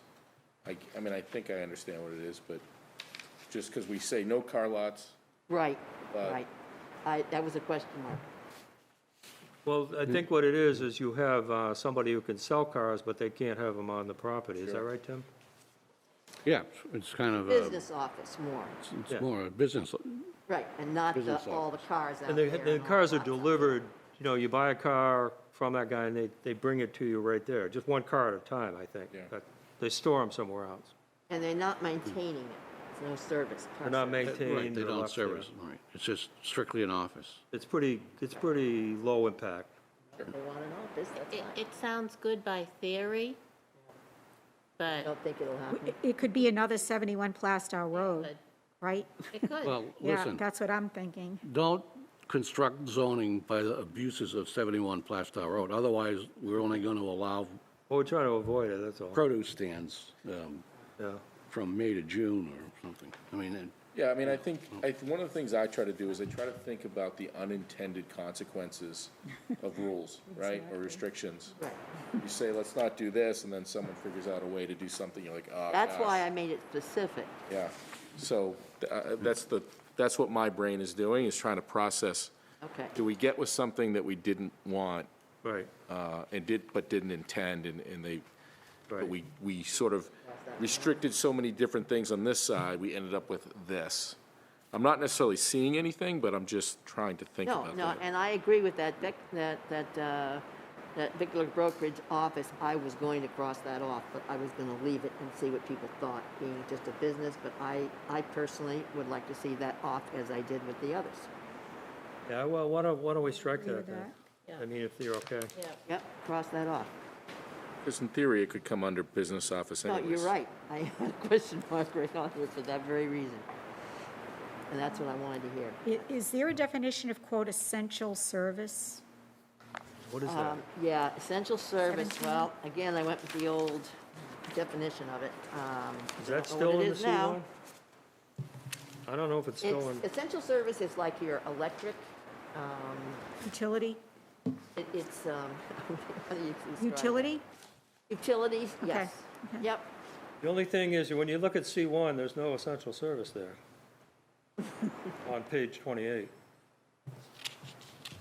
It's So, nowhere. you Well- could probably scratch that and get okay. away with it. All right, well, yeah. wait a minute, don't get, Didn't you think that was on there, Tim? I thought it was on there, but maybe It is. not. It's on Pretty sure it is. I'm C2. looking at page 28. Did I miss something? Oh, it goes on to No, it's on another page. C2. like maybe page 29. Oh, there it is, page 29. I knew it was there. Never mind. Never mind. So what is that, Tim? Isn't that So- what that is? There is a definition for essential services. Yep, Yeah. I have that too. Page There's a lot of signs in So town on- for 'em. Yeah, so on page 5, it's defined as the erection, construction, alteration, or maintenance by public utilities or the town or other government agencies Yeah. of underground and overhead gas, electrical and water transmission or distribution systems, including poles, wires, mains, drains, sewers, pipes, Good one. Yeah. conduits, cables, fire alarm boxes, police call boxes, traffic signals, hydrants, and other similar equipment and accessories in connection therewith reasonably necessary for the furnishing of adequate service by public utilities or town or other government agencies for public health or safety or general welfare. I'm pretty sure we copied that from someplace else. Okay. All right, so that, again, is that? So, yeah, necessary? I think, yeah, you still want to have that. You still want to have that, right. Yeah. The key thing is no building with it, so it's just a small box or something, it's not really Exactly. a lot of impact. Okay, I just looked through your uses, and I'm good with all of them. Theater, nursing, convalescent homes, condos. Pet care, I don't know, there was an acceptance to that in the original one. Do we leave that in there or take that out? I'm thinking of a grooming place, you know, for grooming pets. A little Yeah. business. I mean, why couldn't they have that in there? We had that under a special exception, didn't we? Yep. Yeah, it was Yeah. under, it was supposed to Treatment be of animals. special, you know, if Yeah. you, exceptions. Yeah. So I So, did, so yeah. I added it to uses now, but if that doesn't work, then I should cross it off, right? Well, I guess I don't have a real preference whether it's a special exception or just permitted outright. Okay, The thing, and it doesn't, with the special exception, one of the following paragraphs has a list of criteria you have to meet to allow the ZBA to grant you special exception. You could still make those, you could still have that same criteria, even as, as a permitted by right use. I mean, it doesn't have to be a special no, exception. it doesn't have to be, that's what I wanted to know, okay. That's what I was thinking of. Greg? Again, small business. Question, then, just for my application, maybe for the board, if we decide and we produce this, whatever it might be, C1 minus or C2 plus, what's the process to get this into operation? You, Approved? Well, we would decide as a planning board that we want to put it forward, get the wording right, vote on it, right, that we want to put it forward to a public hearing, to a vote.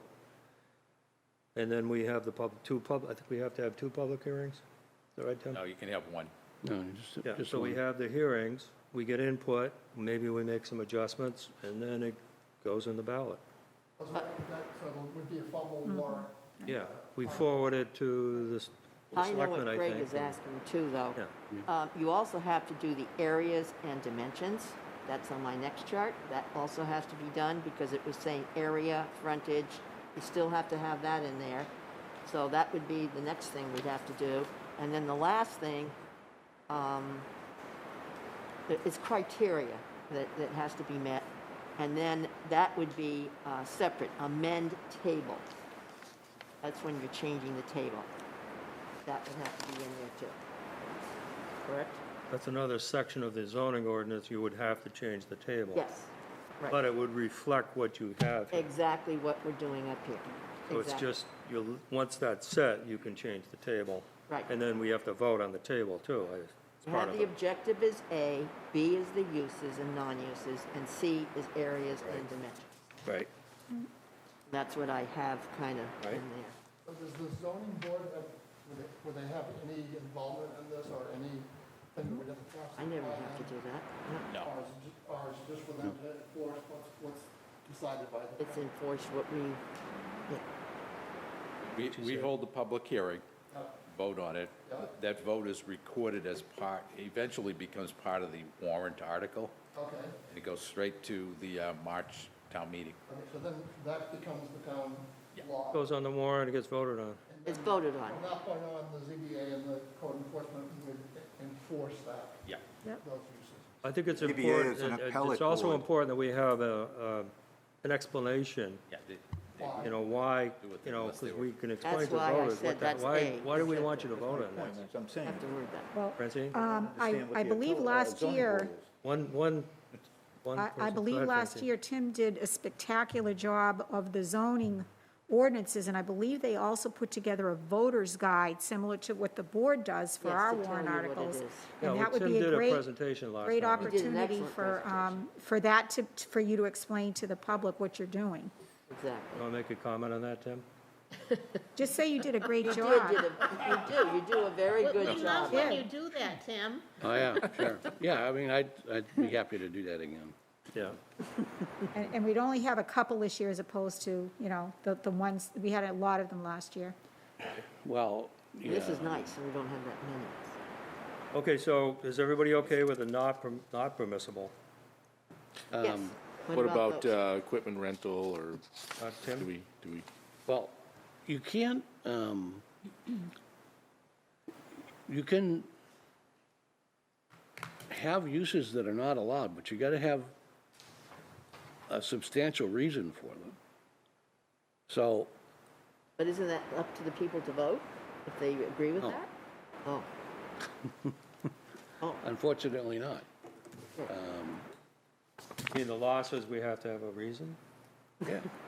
You can't just arbitrarily say, Discriminatory. I don't want convenience stores, or I don't want used car lots. Yeah. You can't do it. well, in my chart, though, that would eliminate superstores, for example. Well, yeah, I mean, you can, right, I mean, there's, There's ways to can, do it. yeah, I Ways mean, you to can do it. reduce size, you know, and blah, blah, Okay. blah. I mean, those are all, that's all perfectly legal. Okay. Can't But- do is specifically put it down here? But you can't just outright not have it. So the vehicle dealerships, Yeah, which- internet service. which would be 1 and 3, those are permitted, but there's 1,000, you can't be any closer than 1,000 feet to the next one. So, Yeah, but somebody could still try to do that. So you're saying you can't specifically say you can't have tire stores? I don't think so. That's yeah, I Gotta be a way to thought there was some zoning Gotta be a way to ordinances say that that. had not allowed, but I guess I was missing it. It says allowed by special exception. So we don't want to put these down as allowed by, so how does Karen accomplish How do I what she get wants that to do? She across? wants to not have these as uses. Is there's ways to do it with the size, you're saying? That I can see for superstores and that I can understand. Yeah, right. But how do you take care of tire stores? You can't, I- and what Or would you use say? car lots or anything more of that. Size? Pardon? Lori? Can we not have retail business? I don't know. I'm just throwing it out there. I know. I don't know. I'm Well- just trying to think something out loud. Tom, you got an idea? yeah, I mean, I get that why you can't specify this, right? I own a used car lot, I go on the board, and then I say no more used car lots, and then I have a monopoly, you know, there's legal reasons. Are we allowed to say that we only allow X amount of used car lots in this town, and then therefore somehow restrict it? Now, I asked that question, I think last Well- week, I asked exactly that Or question. I tire don't think stores. The answer's no. Yeah, XYZ business. Well, I mean, that was kind of the basis for the 1,000-foot, because, as everybody knows, we were inundated. And I don't, there's certainly been changes of ownerships, but I don't, since we put that in, I don't think there's been very many new car dealerships going. Not that we didn't have enough to begin with. And some of them have kind of merged and, you know, they're a little bit bigger operation. But there was some rationale behind that. So, and the same with How can we make it smaller? gas stations, no more than 1,000 feet. And what was our legal basis for getting that okayed? Well, on the dealerships, there was, you know, potential, although not quite so true as much today, but some spilling of gas and oil and getting into the groundwater. So there was an potential environmental impact if things go astray. And the other argument we made for car dealerships was that it's outside storage. So Right. you have the potential for, The car lot. clutter. I mean, if you go back a number of years ago, all of the dealerships had car displays right up to the pavement, nearly on 125. I mean, it was sort of a dangerous situation because you couldn't get sight distance. So, we've been better at enforcing landscaping buffers and setbacks and so forth. So now they're set back.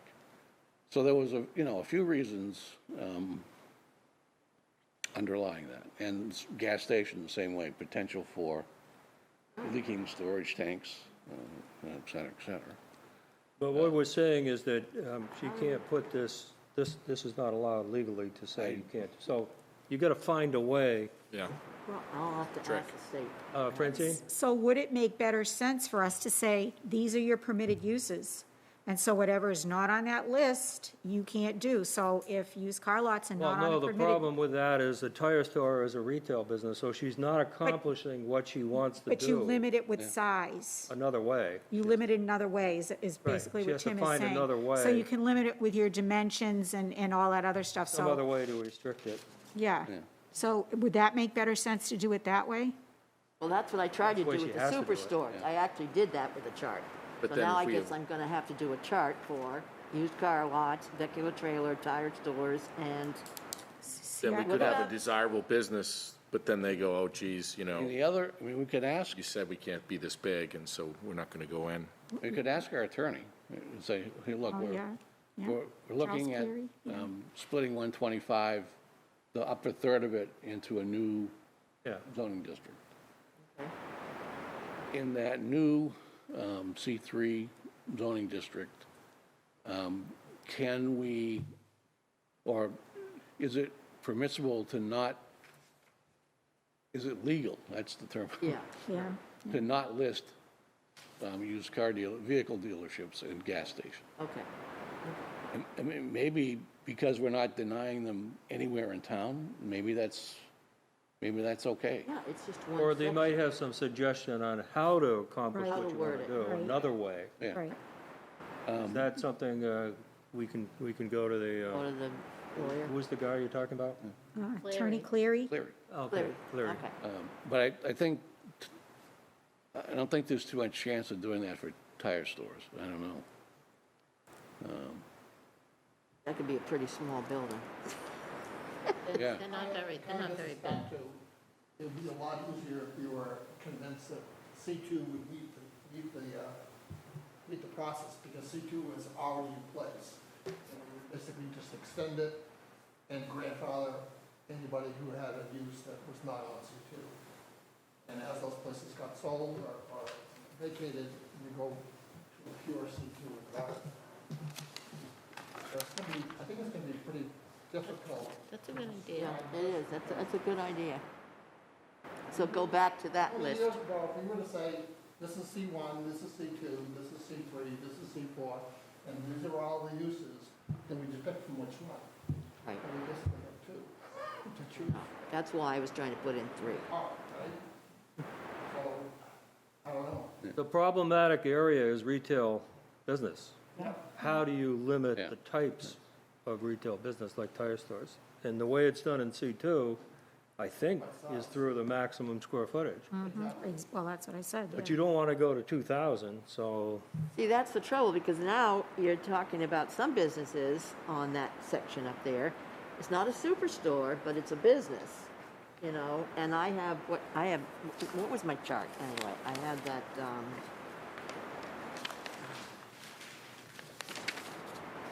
I think I had the whole chart. Maximum building size, where a single building with a single business is to occupy the lot 50,000 square feet. that's not going to take care of tire stores. No, that's what I'm saying. But So- you don't want to bring it down to 2,000, so what do you bring it down to? 25, 20, I don't know what gets rid of That's the what I'm tire asking. store. Yeah, I'm asking for opinion or help. The retail market today, it really appears in town after town that these shopping malls, they're all being broken up into small, self-standing Right. retail outlets. It's like almost everybody wants their own store front. So I look at those, most of them are no greater than 5,000 square feet, Old Navy type of Yep. use, they usually need, 20 or 30,000. But Yeah, we wanna stay away they're from that. putting a lot of, self-standing Right. storefronts in the middle of parking lots everywhere. So, they're trying to create that village setting and getting away Right. from the strip mall. So you could, for this. What do you because suggest You are for- trying to transition, you're going into a different region. I think C1 personally is way too long. It's too many miles long, and, that becomes the same old, same old. And so this part that we're talking about, north of Main Street, it is transitioning into a different type of area that calls for its own zone. And, it's more of it's closer to a village district, or can be in It the is. future, It is. than it is, the massive retail that's just south of it. Exactly, exactly.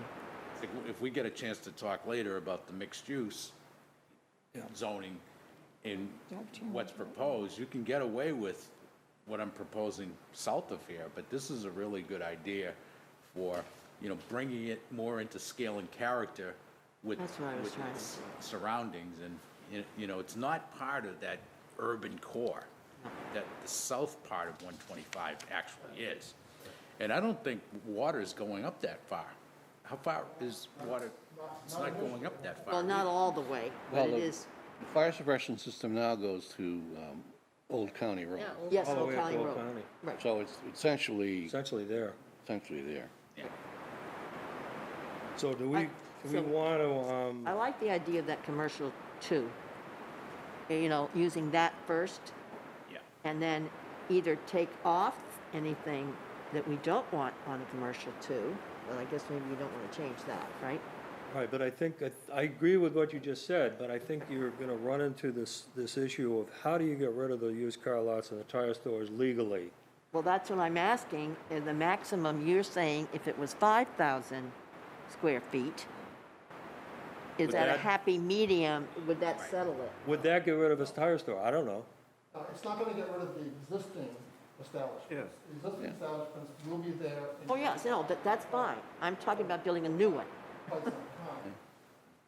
The market should, I don't know, have we had in the last couple of years, have we had any new car lots or new Tire stores we have. stores? Tire stores, yes. Yep, tire stores we have, too. They're less than 5,000 square feet. Well, that was up in the, There's a tire store right near Papagino's. Which one's that? That's NTD or something like that's that. in the prime commercial area. It's not- Those are less than 5,000, They're less than 5,000? think so. Yeah, that's small. Very small. So I think what we're saying is that we have a consensus, we like the idea, but you need to work a way to legally do what you want to do, and maybe you can work on it, and we might talk to Attorney Cleary and then come Okay, back I see. on Yeah. November 3rd. Yeah. How do we do that with Attorney Cleary? Should I just call him, or what should we do? I'll come whenever anybody gets them together. I'll be glad to. And yeah, I'm either- willing to have anybody else come, too. Either you or John, I guess either. Okay. You know what we also. I've talked to him before. We could also do, we don't want to eliminate retail, but we could put it into a category where it's a conditional use, where Okay. that way we can work with them, and if it makes sense, it's a supermajority vote of the planning board, isn't just a simple majority. Yeah, that's and a good idea. If we do have time to get into it further, I'll try to explain all this, where the conditional use is an incredible tool for planning boards, because with site plan review, there's not a heck of a lot of discretion in denying site plan, Right. because site plan uses are allowed uses. All we're doing is giving extra eyes to a building permit process technically. So, with the special, or the conditional use permit, that's a tool where a supermajority is required for any permitted use. So we can really work with developers in the design of it.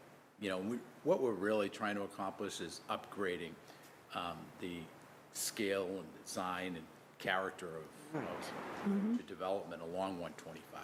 Right.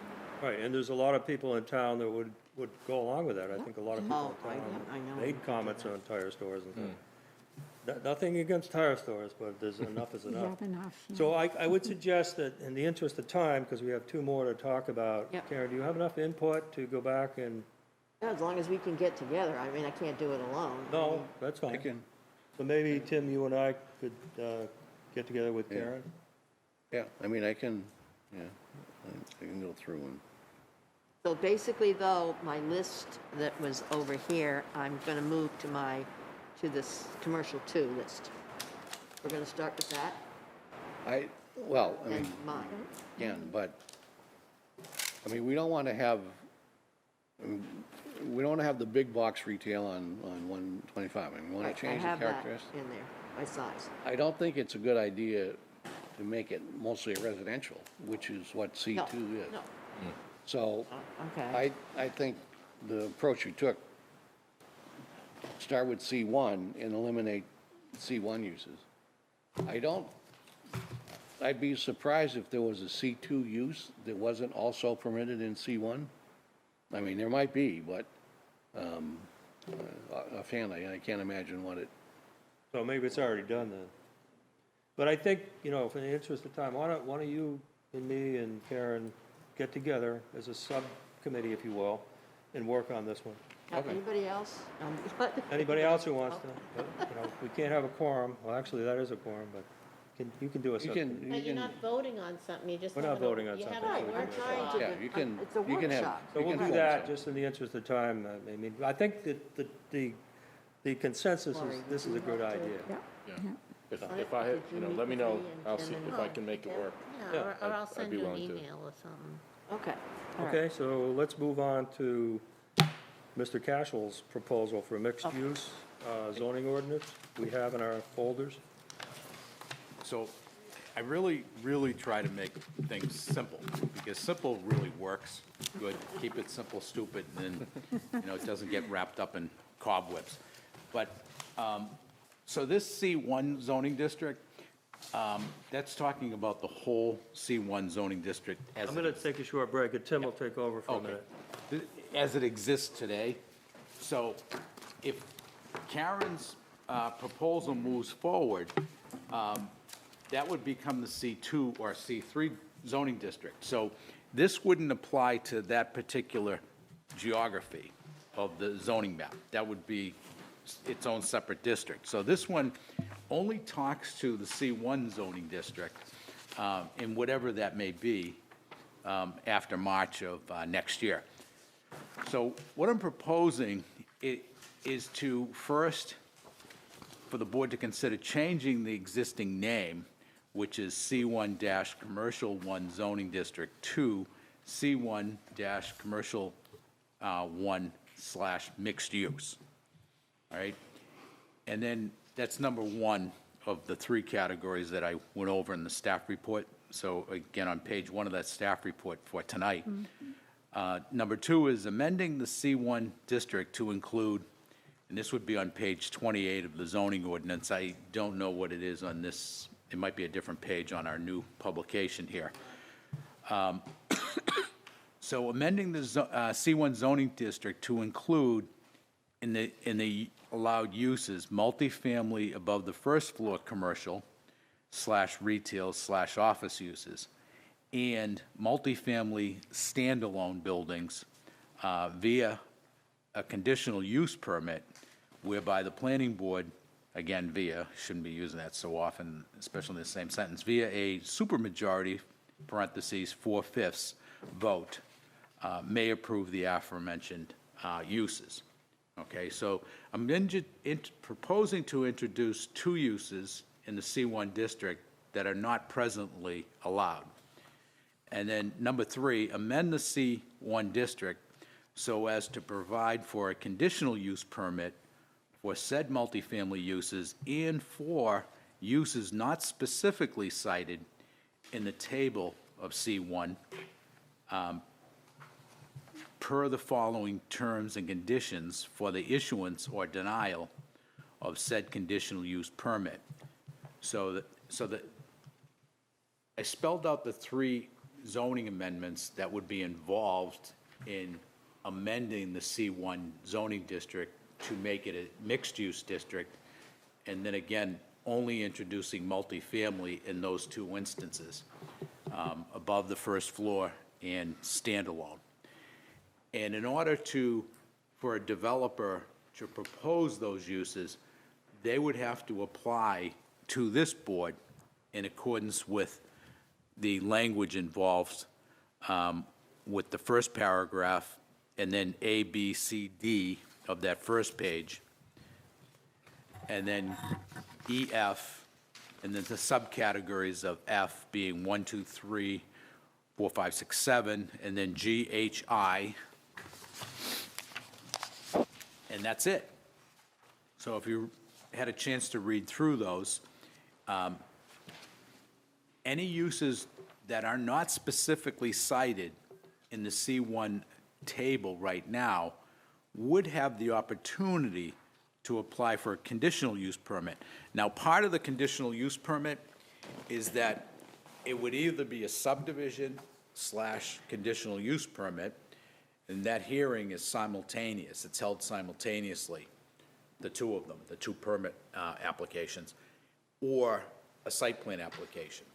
So right now, an office building requires a site plan application, or a supermarket requires a site plan application. If somebody wanted to propose a multifamily use, it would be a conditional use permit / site plan. And if it did have subdivision of land involved with it, it would actually be a subdivision, site plan, and a conditional use permit. So all three of those hearings and application processes would be handled as one, theoretically.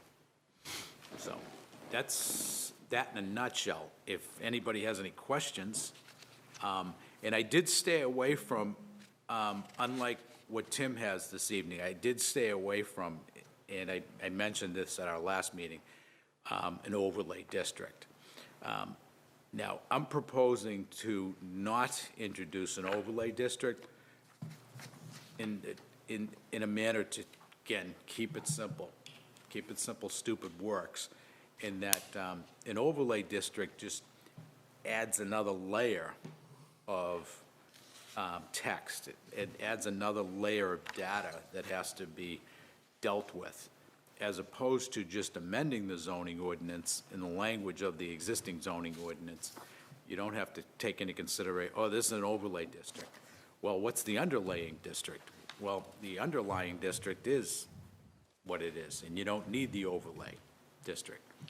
And Tim we can banter back and forth whether it's needed or not, but, you know, again, that's my argument for not having to deal with it. What would you say, I mean, I was out for a minute, but what's the benefit to the town of doing this? What's going to be the result of this that we want on 125?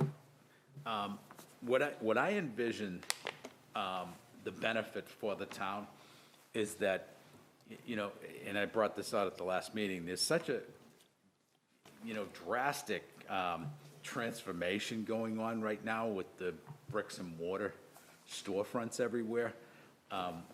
We're fastly going away from having to go to the store as much, as opposed to ordering stuff, whether you're ordering dinner delivered or you're ordering clothes to be brought to your house. You don't have to go out to that storefront anymore.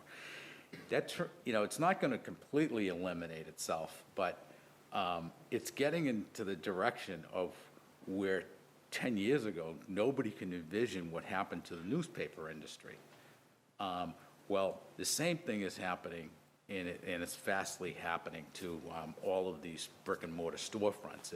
And by allowing for more uses and to allow for a conditional use permit for uses that we cannot even envision listing in the table of uses, of allowed uses. We can't envision them because we don't really know what this market's going to create. But if somebody has this great idea for the use of, say, an existing developed site with something that's more part of what's going on, and again, this market is changing daily, and we don't know what's going to be in demand next year, what's going to come about next year. So that conditional use permit for those uses not allowed opens that opportunity for us to take advantage of, instead of just thinking inside the box and saying, oh, it's not allowed. Right. You know, it is allowed by a supermajority of the board, working with the developer, and, you know, just deciding as a body that, you know, this is good for the town of Plaistow. You know, Have and we it's so seen- good that it takes a supermajority, and it's not just a simple majority. I like the supermajority, but have we seen any developers or businesses that have been looking for this? I mean, I'm just wondering what the demand from a developer standpoint is gonna be. We can't even envision some of this stuff, so it's a good idea to be prepared. Yeah. But I'm just wondering if we've heard already from a developer, well, I'd go into Plaistow, but we can't do mixed use. Yeah. You know, one thing, it really seems for sure, and we don't even know really what the population demand is going to be. But, you know, everybody really says, you know, the studies prove out we have a housing shortage. The housing shortage causes the price of housing, whether it's rental or purchase, to just keep going up and up and up. I just don't even know how most people afford to rent apartments, what the cost of renting is. But, you know, if there was more available, it would be less costly. So that's one of the issues that's really taking place throughout the country is, you know, creating more housing. Now, it's really along the lines of professional housing, and it's not the traditional that we all grew up with. You know, in our age brackets, you know, we all had to have 3 or 4 bedroom houses in order to accommodate all the people that we were going to have in our family unit. And today, you know, and for a long time now, the largest growing segment of the population is a single-person household. And, you know, the second largest is the 2-person household. Right. You know, and then the kids come home after college, I guess, and then they never leave the basement. So, you know, you have accessory, you know, you get accessory living units that are in high demand. So, you know, so that's part of this. But again, you know, I just heard a story that Amazon just purchased a large parcel in southern New Hampshire, and that super location that they were on the hunt for the last 3 years, they've settled on just recently, in addition to other satellite locations. You know, see, that type of massive type of corporation and the needs that are coming from the market changing so much creates the demand for housing for that workforce that works there. Yeah. It creates there's a huge spin-off effect. You know, and one of their facilities is in North Andover, the former AT&T, Lucent, and, you know, Osgood Point. And that's just down the road, technically.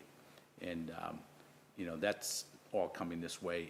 And what I notice all the time, when you get calls from brokers, commercial brokers, they're all looking for existing buildings that they may be able to have incorporate into their portfolio, you know, or they're looking for raw land.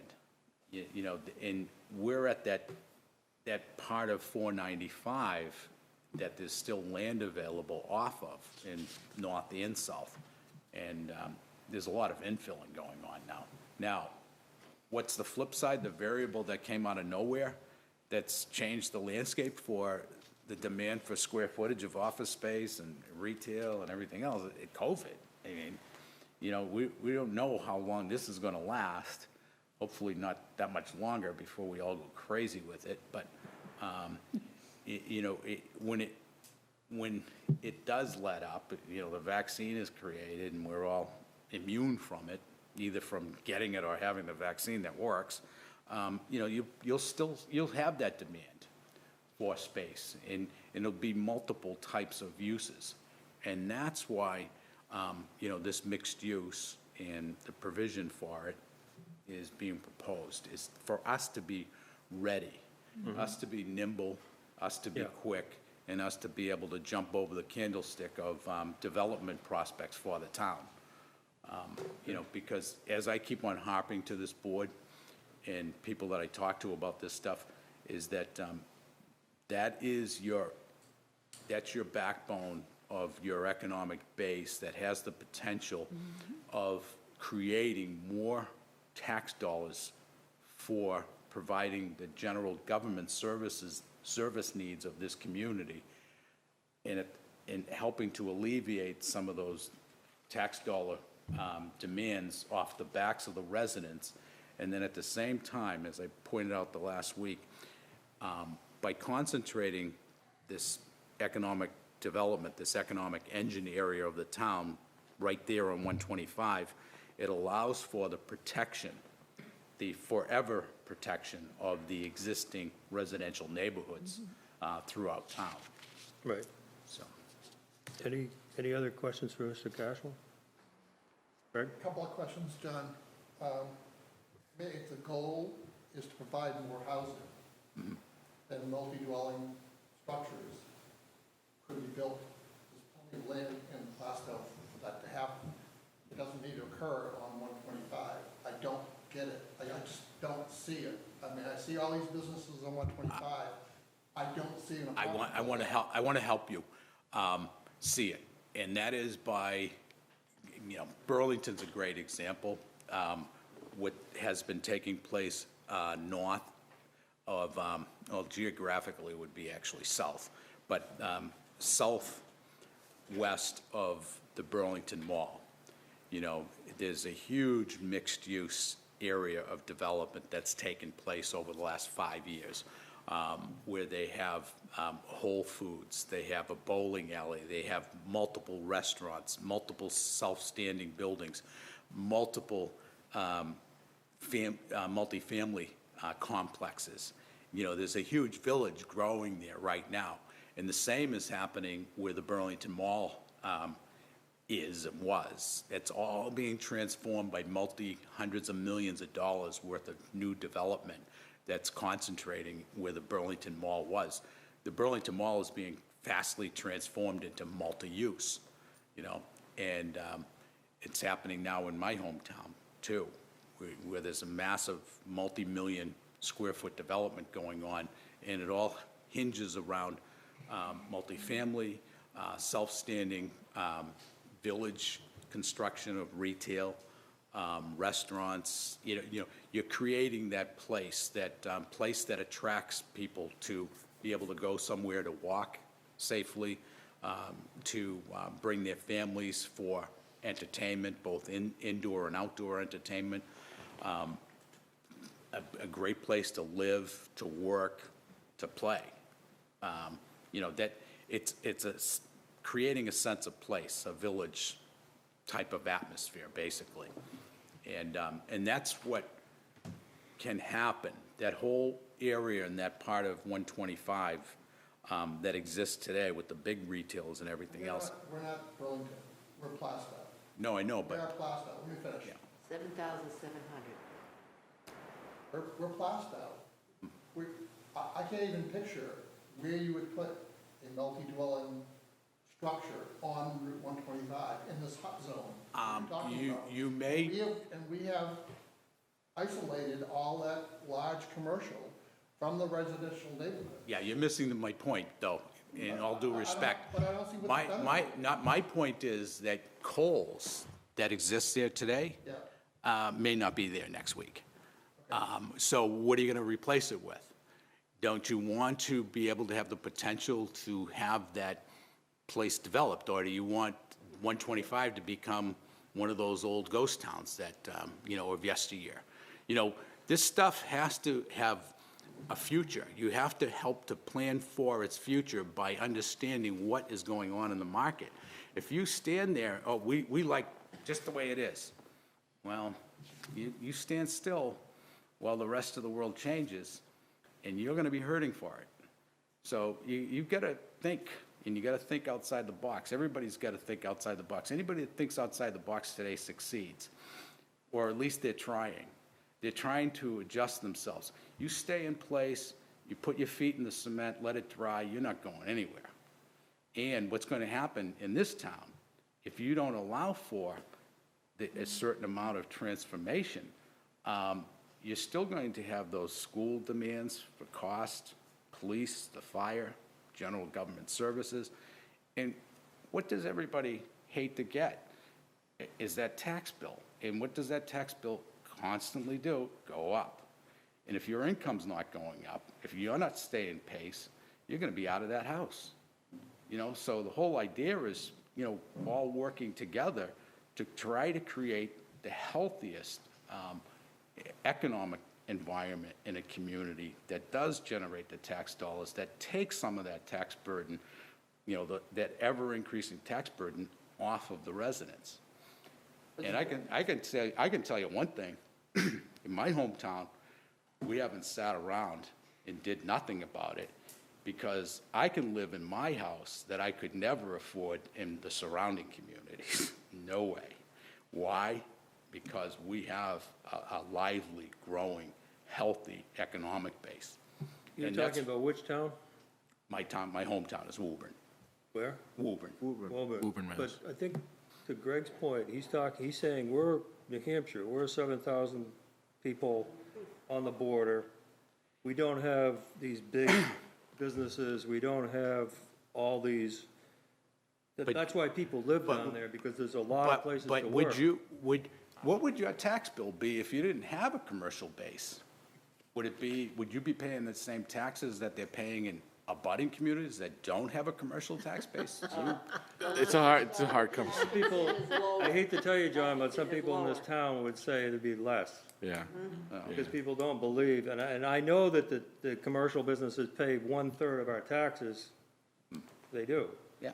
So that doesn't mean that our tax bills are lower, because you can't have a different rate. And oftentimes, it makes our tax bills higher, so there's a lot of skepticism on that. Yeah. I mean, this isn't a game that you are in a dark room throwing darts at the wall, you know.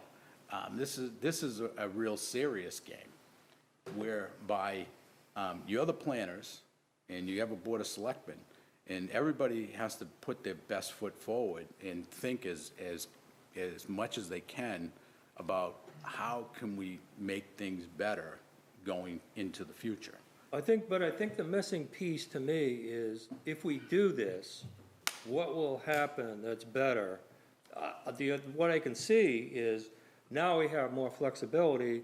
If a business happens to come in and wants multi-use, we can do it. We have the ability to do it. So it's, to me, why not do it? Because it gives us one more thing. There's no downside to it. Right, because you can prohibit. If it doesn't get 4/5 of the board, Right, it's supermajority. So there's no downside to it, but I don't really, I'm missing the upside. I just don't see the upside, but go ahead. You know, Londonderry has an area where there's a 603 brewery is, and it's a really neat place. It's under development. It's going to have some apartments. It's going to have some retail stores. It's got a grocery store. It's a little bit smaller than Burlington. It's a little closer to us. I like that kind of area. It's got everything you need, and you've got, you know, like you said, entertainment.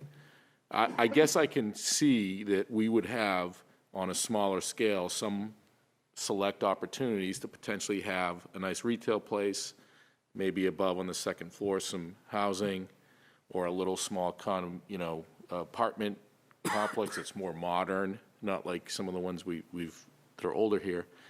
And then I also look at like the Tuscan Village, similar things.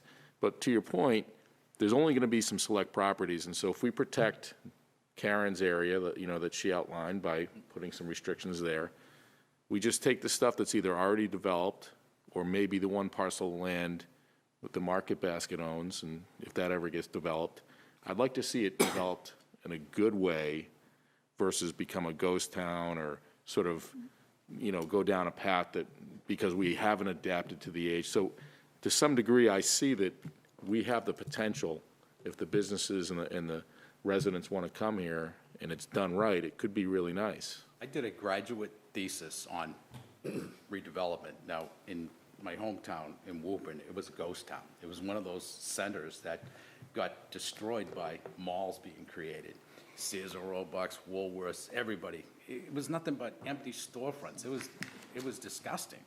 And, you know, I remember when I first took over planning in Woburn in '85, and I'm looking out at downtown Woburn with the mayor, and I'm like, we've got to do something about this. I mean, you know, Main Street program was involved at that time, and, you know, we put a lot of effort into it.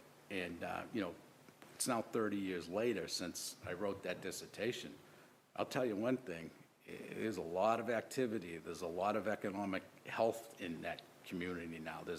It's all the storefronts are full, and it's just, it's a sense of place. In planning parlance, what you're trying to do is create a sense of place, and that sense of place provides for recreational, living, shopping,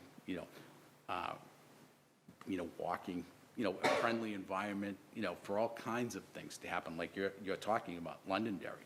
So that's the potential it has. I'm not talking about creating New York City in 125. I'm just trying to say, hey, you got to pay attention to what's going on out there, and this ordinance allows for that to happen, and there's stringent permits in place, but they're workable permits. They're accessible permits for developers to apply for and for this board to scrutinize thoroughly before the permit is issued. And, it's like that one little subdivision we looked at tonight.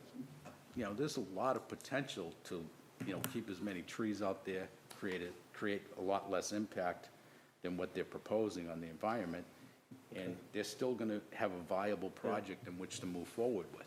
I think Francine had a question. Yeah, well, no, not a question, just a comment. Exactly to Tom's point is I think you have to take the concepts that you both are talking about and use it as an economy of scale. No, we're not going to be Woburn or Burlington or even Londonderry, but you can certainly take that concept and reduce it to a manageable piece to do something very similar in Plaistow.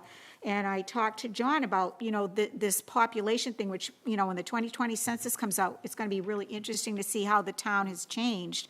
But there's a lot of single and dual families that do not have children. And that's going to, if we can get some multi-family dwellings in apartments or condos or whatever it is, they're not going to be buying in our huge homes. Trust me, they're not. They're going to be wanting to move into a place where they can, where it's self-sustaining and they don't have to mow the lawn and do whatever. And that's going to take care of our affordable housing. It really, all this stuff has to dovetail and click together like a puzzle. But that's the upside that I see to it, is that if we use the economies of scale, we can do something really wonderful and look at the future and be visionary instead of, like you said, be feet in the cement. No, I think that there is upside, and there's probably no downside. So, all in all, I would think this would be a good zoning ordinance. Yeah. I'm not sure, I'm a little confused on, Tim's, and I'm not sure if we're going to get to it, because I don't want to go beyond 9, but we need to throw that in the mix. I mean, that's another approach. We should look at Tim's now.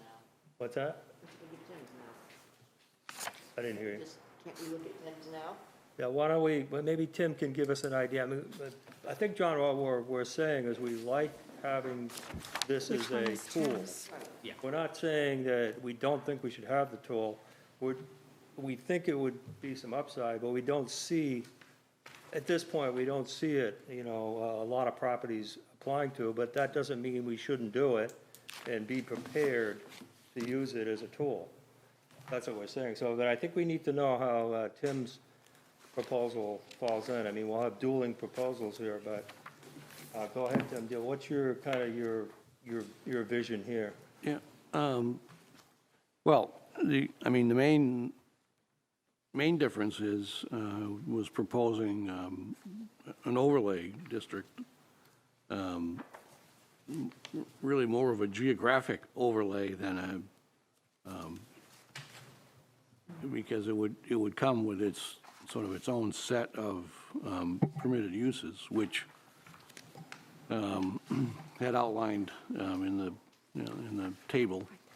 Some of the goal that I wanted to, I was getting at,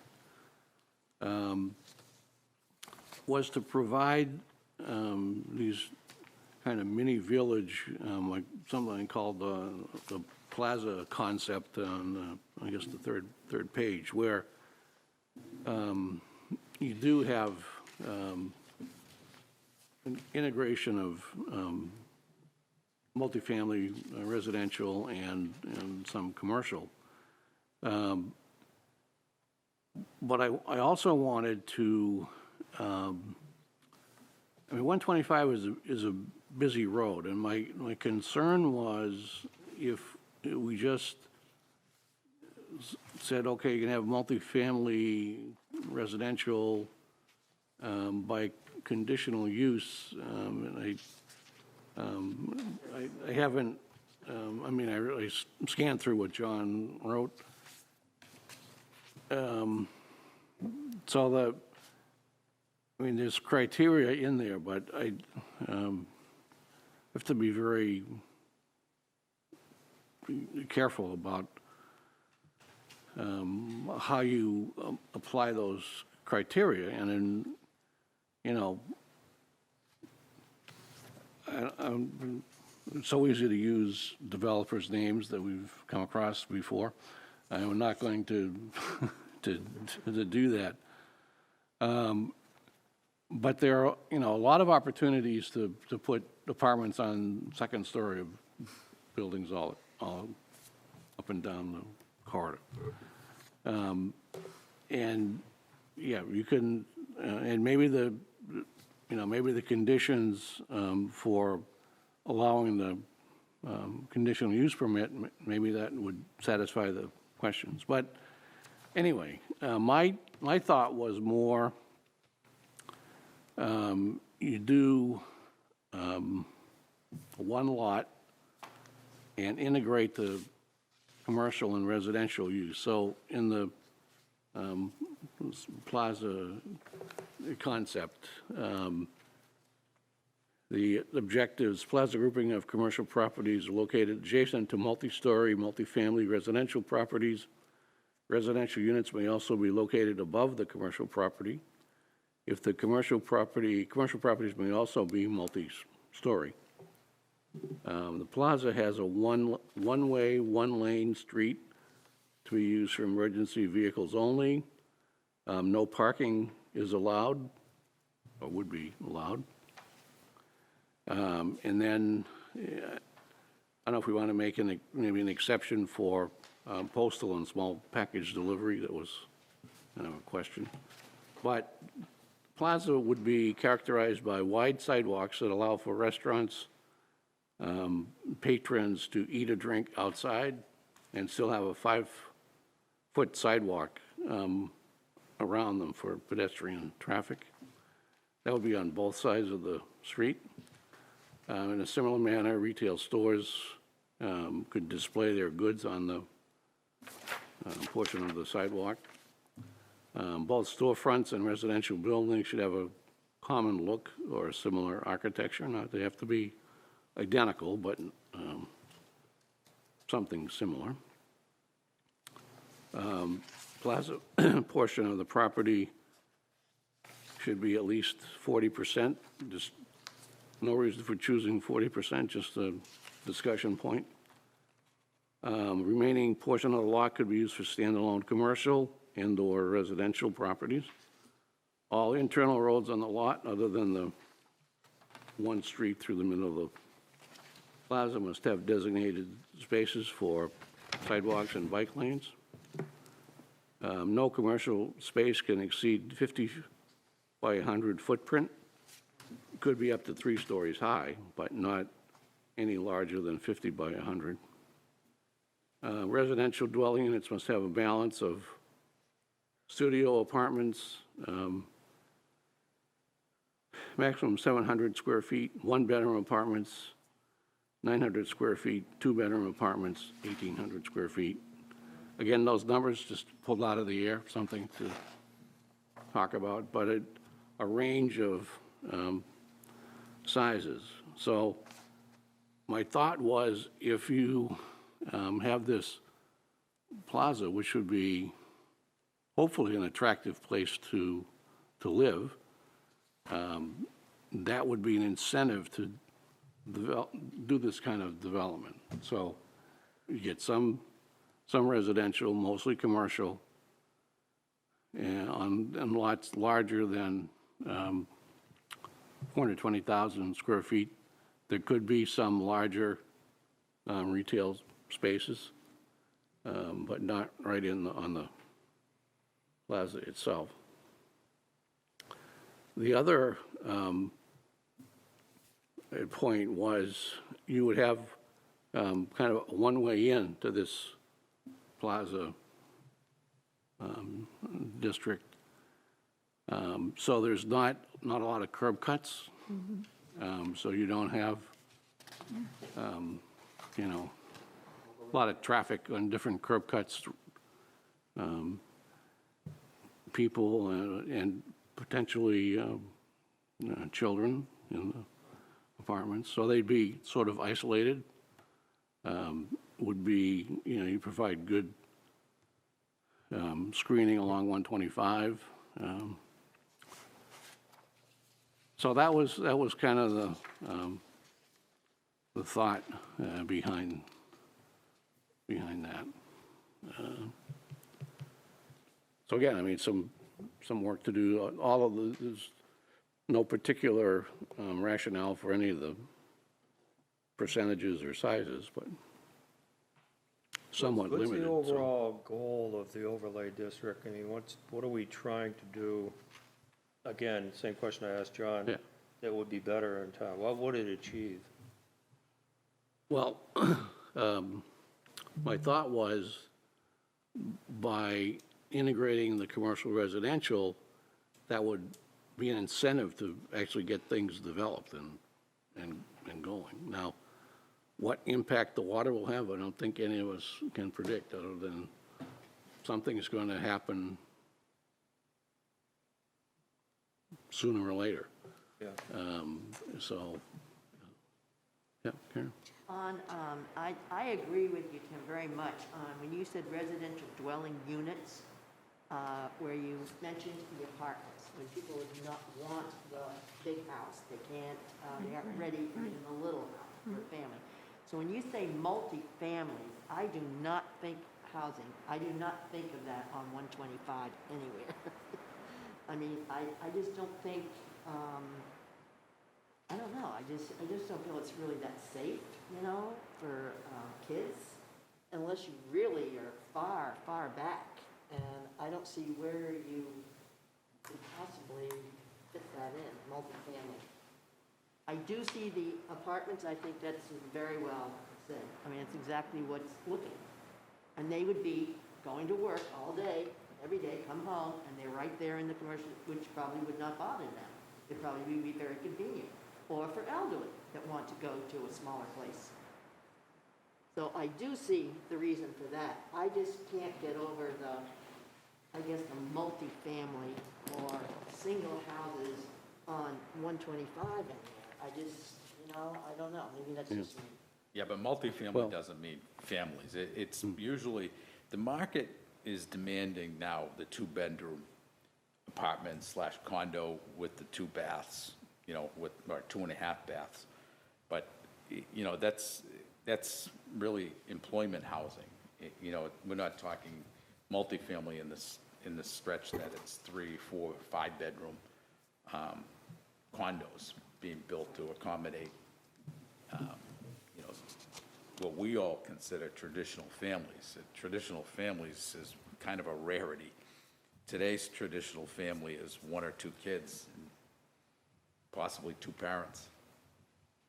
But it's not the 5 to 8 kids, which 200 years ago was 15 kids per household.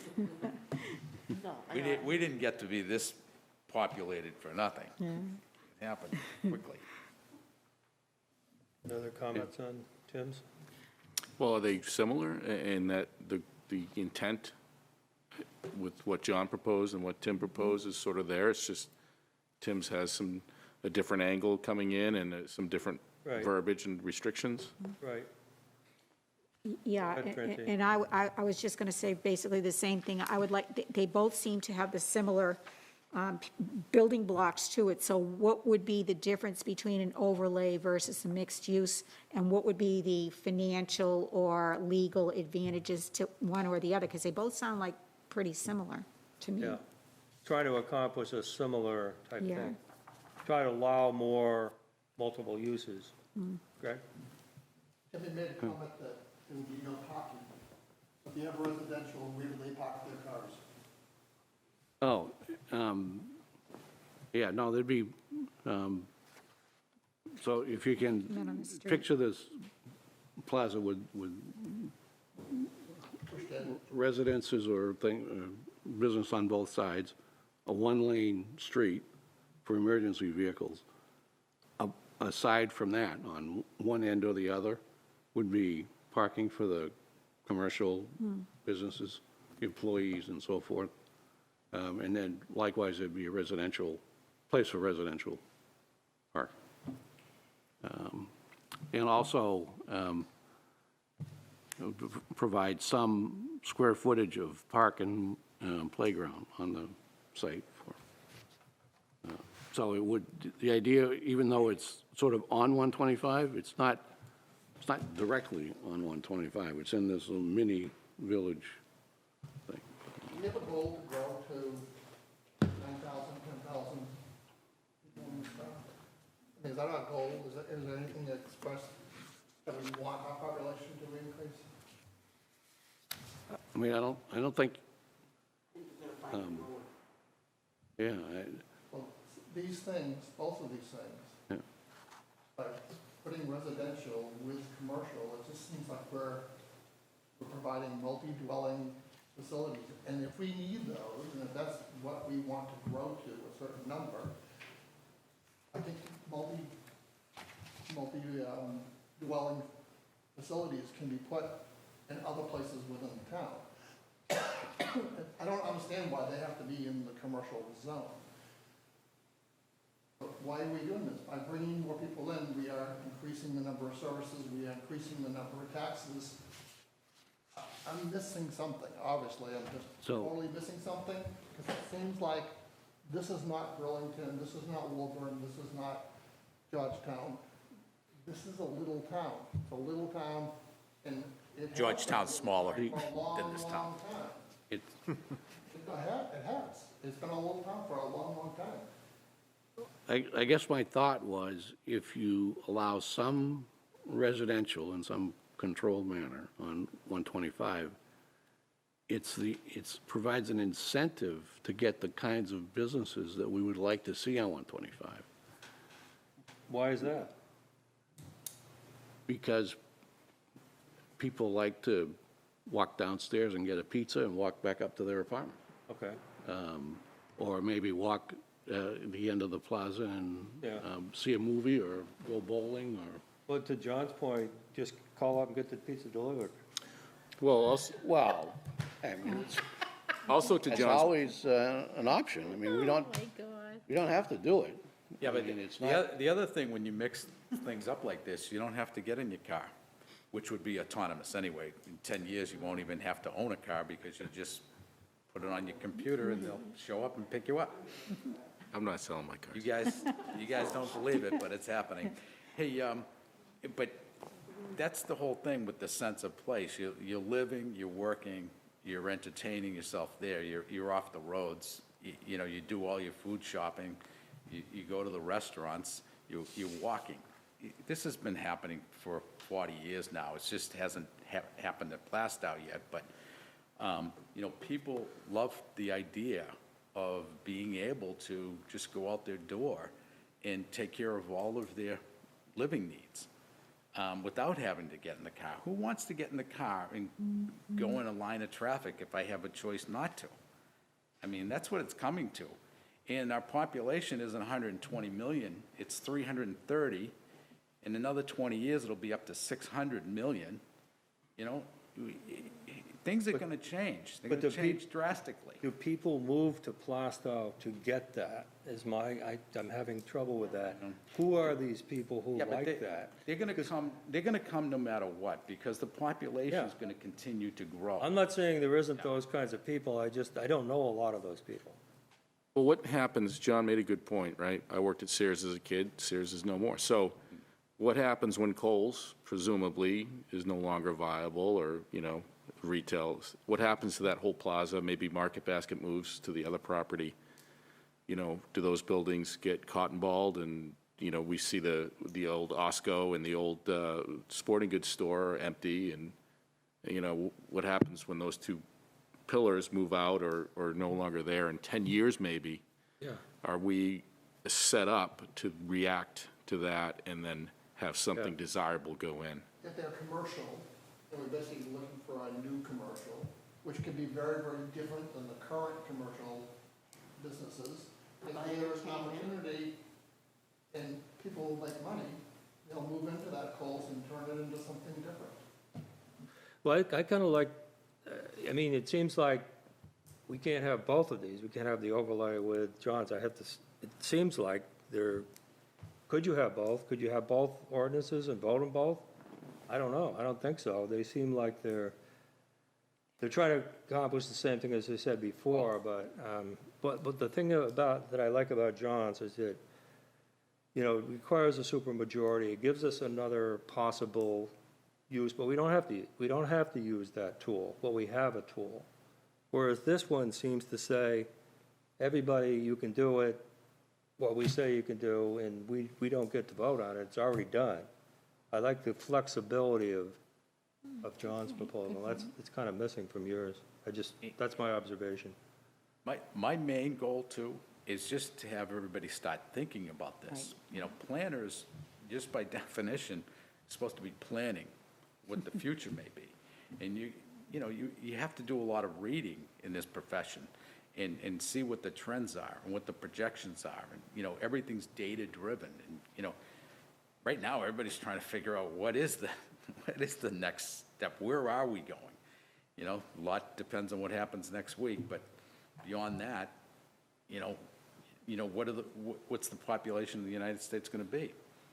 Next week? What do you mean? Well, depending on, depending on, Week after 2 weeks. elections, yeah. yeah, 2 weeks. Okay, so, it's past 9 o'clock. We have a few Yeah. more items on the agenda. I suggest that we're going to talk about this next time. Okay. I don't think we need to decide. If you got other thoughts or questions for John or for Tim, give them to him, or Karen. And we'll get there. We'll get these nailed down by November 17th. Is there any other discussion on that, or we can move on? No, Because move on. like I said, it's 9 Are we o'clock. gonna have a workshop meeting, our next meeting? Well, that could be part of our workshop meeting on November 3rd, I think it is. Yeah. Yeah, And continue working on this This should be stuff. on there, zoning. We should Yeah. continue the discussion of these three and bring the other two in if we can. Yeah, so continue working. Our focus should be, I can't think further of anything defining what more we're working important on. right now than do that at the workshop. yeah. Okay, so let's move on to, if we can, we have a couple of, a bond set for 88 Plaistow Road. In your package, you should have a draft motion. Everything's all set according to Deke, and everything is ready to go, so we need to set that construction bond for 88 Plaistow Road. Can I just make a comment about that? About what? About The what bond? you're talking about, 88 Plaistow Road? Sure. I don't understand, a company by the name of Ocean Storage came to us, and now it has a new name called True.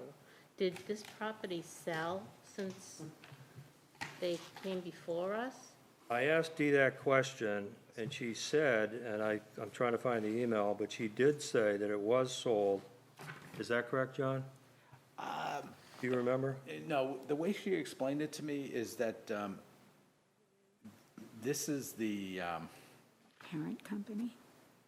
name of the company that we dealt with was a subsidiary of the parent company. I think that's how she described it to me. Who did we talk to on the phone? The man that was up there, Yeah, and was that, it that Ocean? yeah, that was, we had a pre-con meeting last Friday, and the Ocean people were there, and that Ocean company has a parent company. That's That's what it boils down to. So it's not it wasn't sold, it's just a parent company? Yeah. Yeah. I couldn't find The email. the other thing to recognize is that, you know, when a permit is granted, it's granted for the land. Right. Yeah, so, but the only concern I would have is they give us a nice rendering. Yeah. Which impressed us. You know, do we have a legal leg to stand on if this new company now doesn't follow that rendering? No, they on the have to site build plan, yeah. what they presented. Okay, Yes. You know, every document that's produced Yeah. as evidence, that's what I thought. yeah. And it's, Okay, I think that's really what you're asking, Gloria, is to make sure that they follow what we, Well, so is this true on the deed? Is that who's on the registry of deeds is true? Or is it Ocean? Who's on the deed? I would say it's true. Okay. Well, I mean, I don't know that. I mean, we don't have it here, but. Hopefully, it's true. True or false? okay? You're funny. Okay, well, we should get a clearer answer to that if we could, Yeah. John. Just let everybody know. Does the board want to vote on that bond amount? What's that? Does the board? Yeah, we still need to vote on it regardless, to set the bond. So if somebody could make that motion at the bottom of the page? I move that the construction bond for 88 Plaistow Road be set at $53,200. Thank you, Francine. Second? Karen, thank you. All right, any discussion? There being none, I call for a vote. All in favor, say aye. Aye. Aye. Opposed? Abstention? Abstain. Ooh, 401. Okay. Let's move on. We have a couple of bond escrow releases. The first one is J&L Garage, the Skips Garage, which we have a, let's see, we have two motions we have to do here at the bottom of the page. Anybody, do you have in your package? Anybody? I'll Somebody make a wanna make a motion, motion, the Tim? bond being held for the amended site plan at 157 Plaistow Road, as well as any accrued interest to be released and returned to J&L Garage LLC, and the account closed. All right, Tim, thank you. Any second? I'll second. Francine? Any discussion? Okay, call for a vote, all in favor, say aye. Aye. Aye, opposed, abstentions? 500, okay, we have to do another motion at the bottom, I believe. Yeah. I move the balance in the escrow being held for the amended site plan at 157 Plaistow Road be released and returned to J&L Garage LLC, and the account closed. And just to make a note there, it says there's a that in there, you need to scratch. I moved the balance, not that balance. Okay, a second? Karen, thank you. No discussion. All in favor, say aye. Aye. Aye. Opposed? Abstentions? 500. Okay, we're on a roll here. We're going to the Exeter Med release of their bond. And again, we have two motions, so I'll entertain a motion. Somebody wants to do that? I move that the bond being held for the amended site plan at 127 Plaistow Road, as well as any accrued interest, be released and returned to Exeter Med Real, and the account closed. Okay, thank you. Second from Karen. Any discussion? No discussion. All in favor? Aye. Aye. Opposed? Abstention? 500. Okay, another one at the bottom. I move the balance of the escrow being held for the amended site plan at 127 Plaistow Road be released and returned to Exeter Med Real, and the account closed. Okay, thank you. And a second from Karen. Thank you. All right, any discussion? No discussion. All in favor? Aye. Opposed? Abstentions? 500. That was easy. Communications, I have a couple. I just want to make sure that the board is aware that the New Hampshire DOT is holding two meetings. The first one is a meeting on traffic calming and safety improvement project that they're working on. And that meeting will be held at the Selectmen's. It's been postponed until November 16th? Correct. November 16th. So it's a public officials meeting to discuss the traffic calming. So we're invited as a board. So if you want to attend, you're welcome to attend. And I think there'll be other announcements. I know that this letter came out, but then they postponed it. Right. Is that right, Francine? Jim, will that link be sent to us electronically, or? I'm not sure. You mean for the board meeting? Yes. What we'll do is, we'll contact Dean, and he will send, if you Send let an us know email. that you're going to remote in, I will make sure that he gets you your go-to-meeting code and access for it. Yeah, that's an important project that's in the village district, so we might want to be there. Okay, there's another New Hampshire DOT public informational meeting. This is on Route 29. 125, Yeah. reconstruction, 0.25 miles south of the Plaistow-Kingston line into Plaistow. So this is the last part of 125. So they have a hearing on that, and this is a New Hampshire DOT hearing. I'll circulate this if you want, if you're interested, come see me and I'll give you a copy of this. It's a Zoom meeting. So it's on October 29th at 6 PM. So if you're interested, come see me after the meeting. Let's see, I thought I had something else here. Oh, I wanted to make sure that the public knows, all the thousands of people now watching, I'm sure at home, that the deadline for a petition zoning ordinance is actually December 9th, 2020. That's the last day we can accept petitions to amend zoning ordinances. The first day we can accept petitions to amend zoning ordinances is November 9th. This is a state law. So if there's anybody out there that has a petition zoning ordinance, you can get it to the planning office, to DVOS.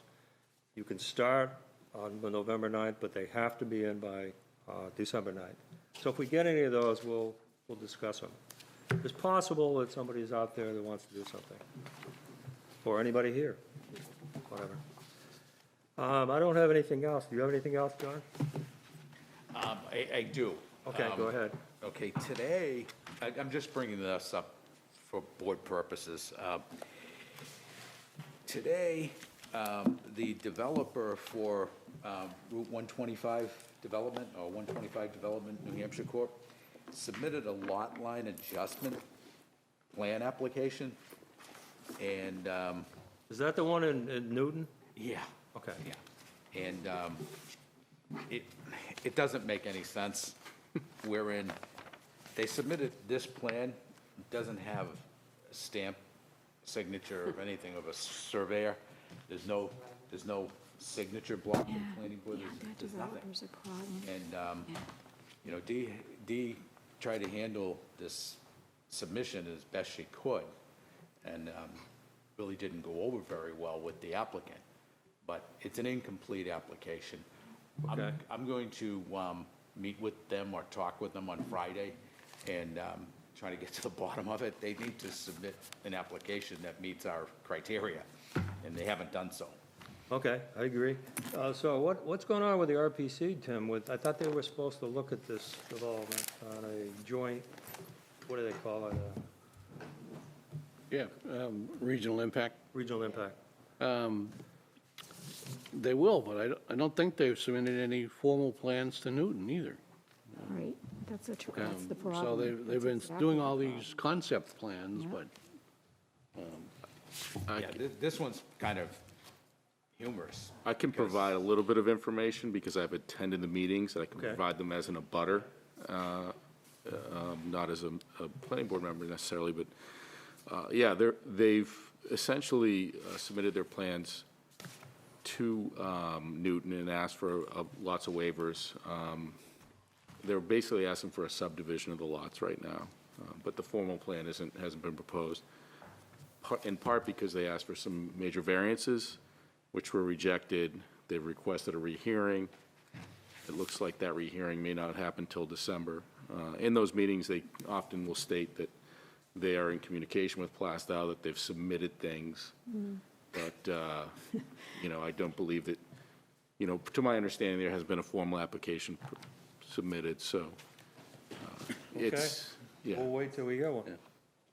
Anything else from anybody? Well, just Jennifer Rowden does circuit riding for Newton.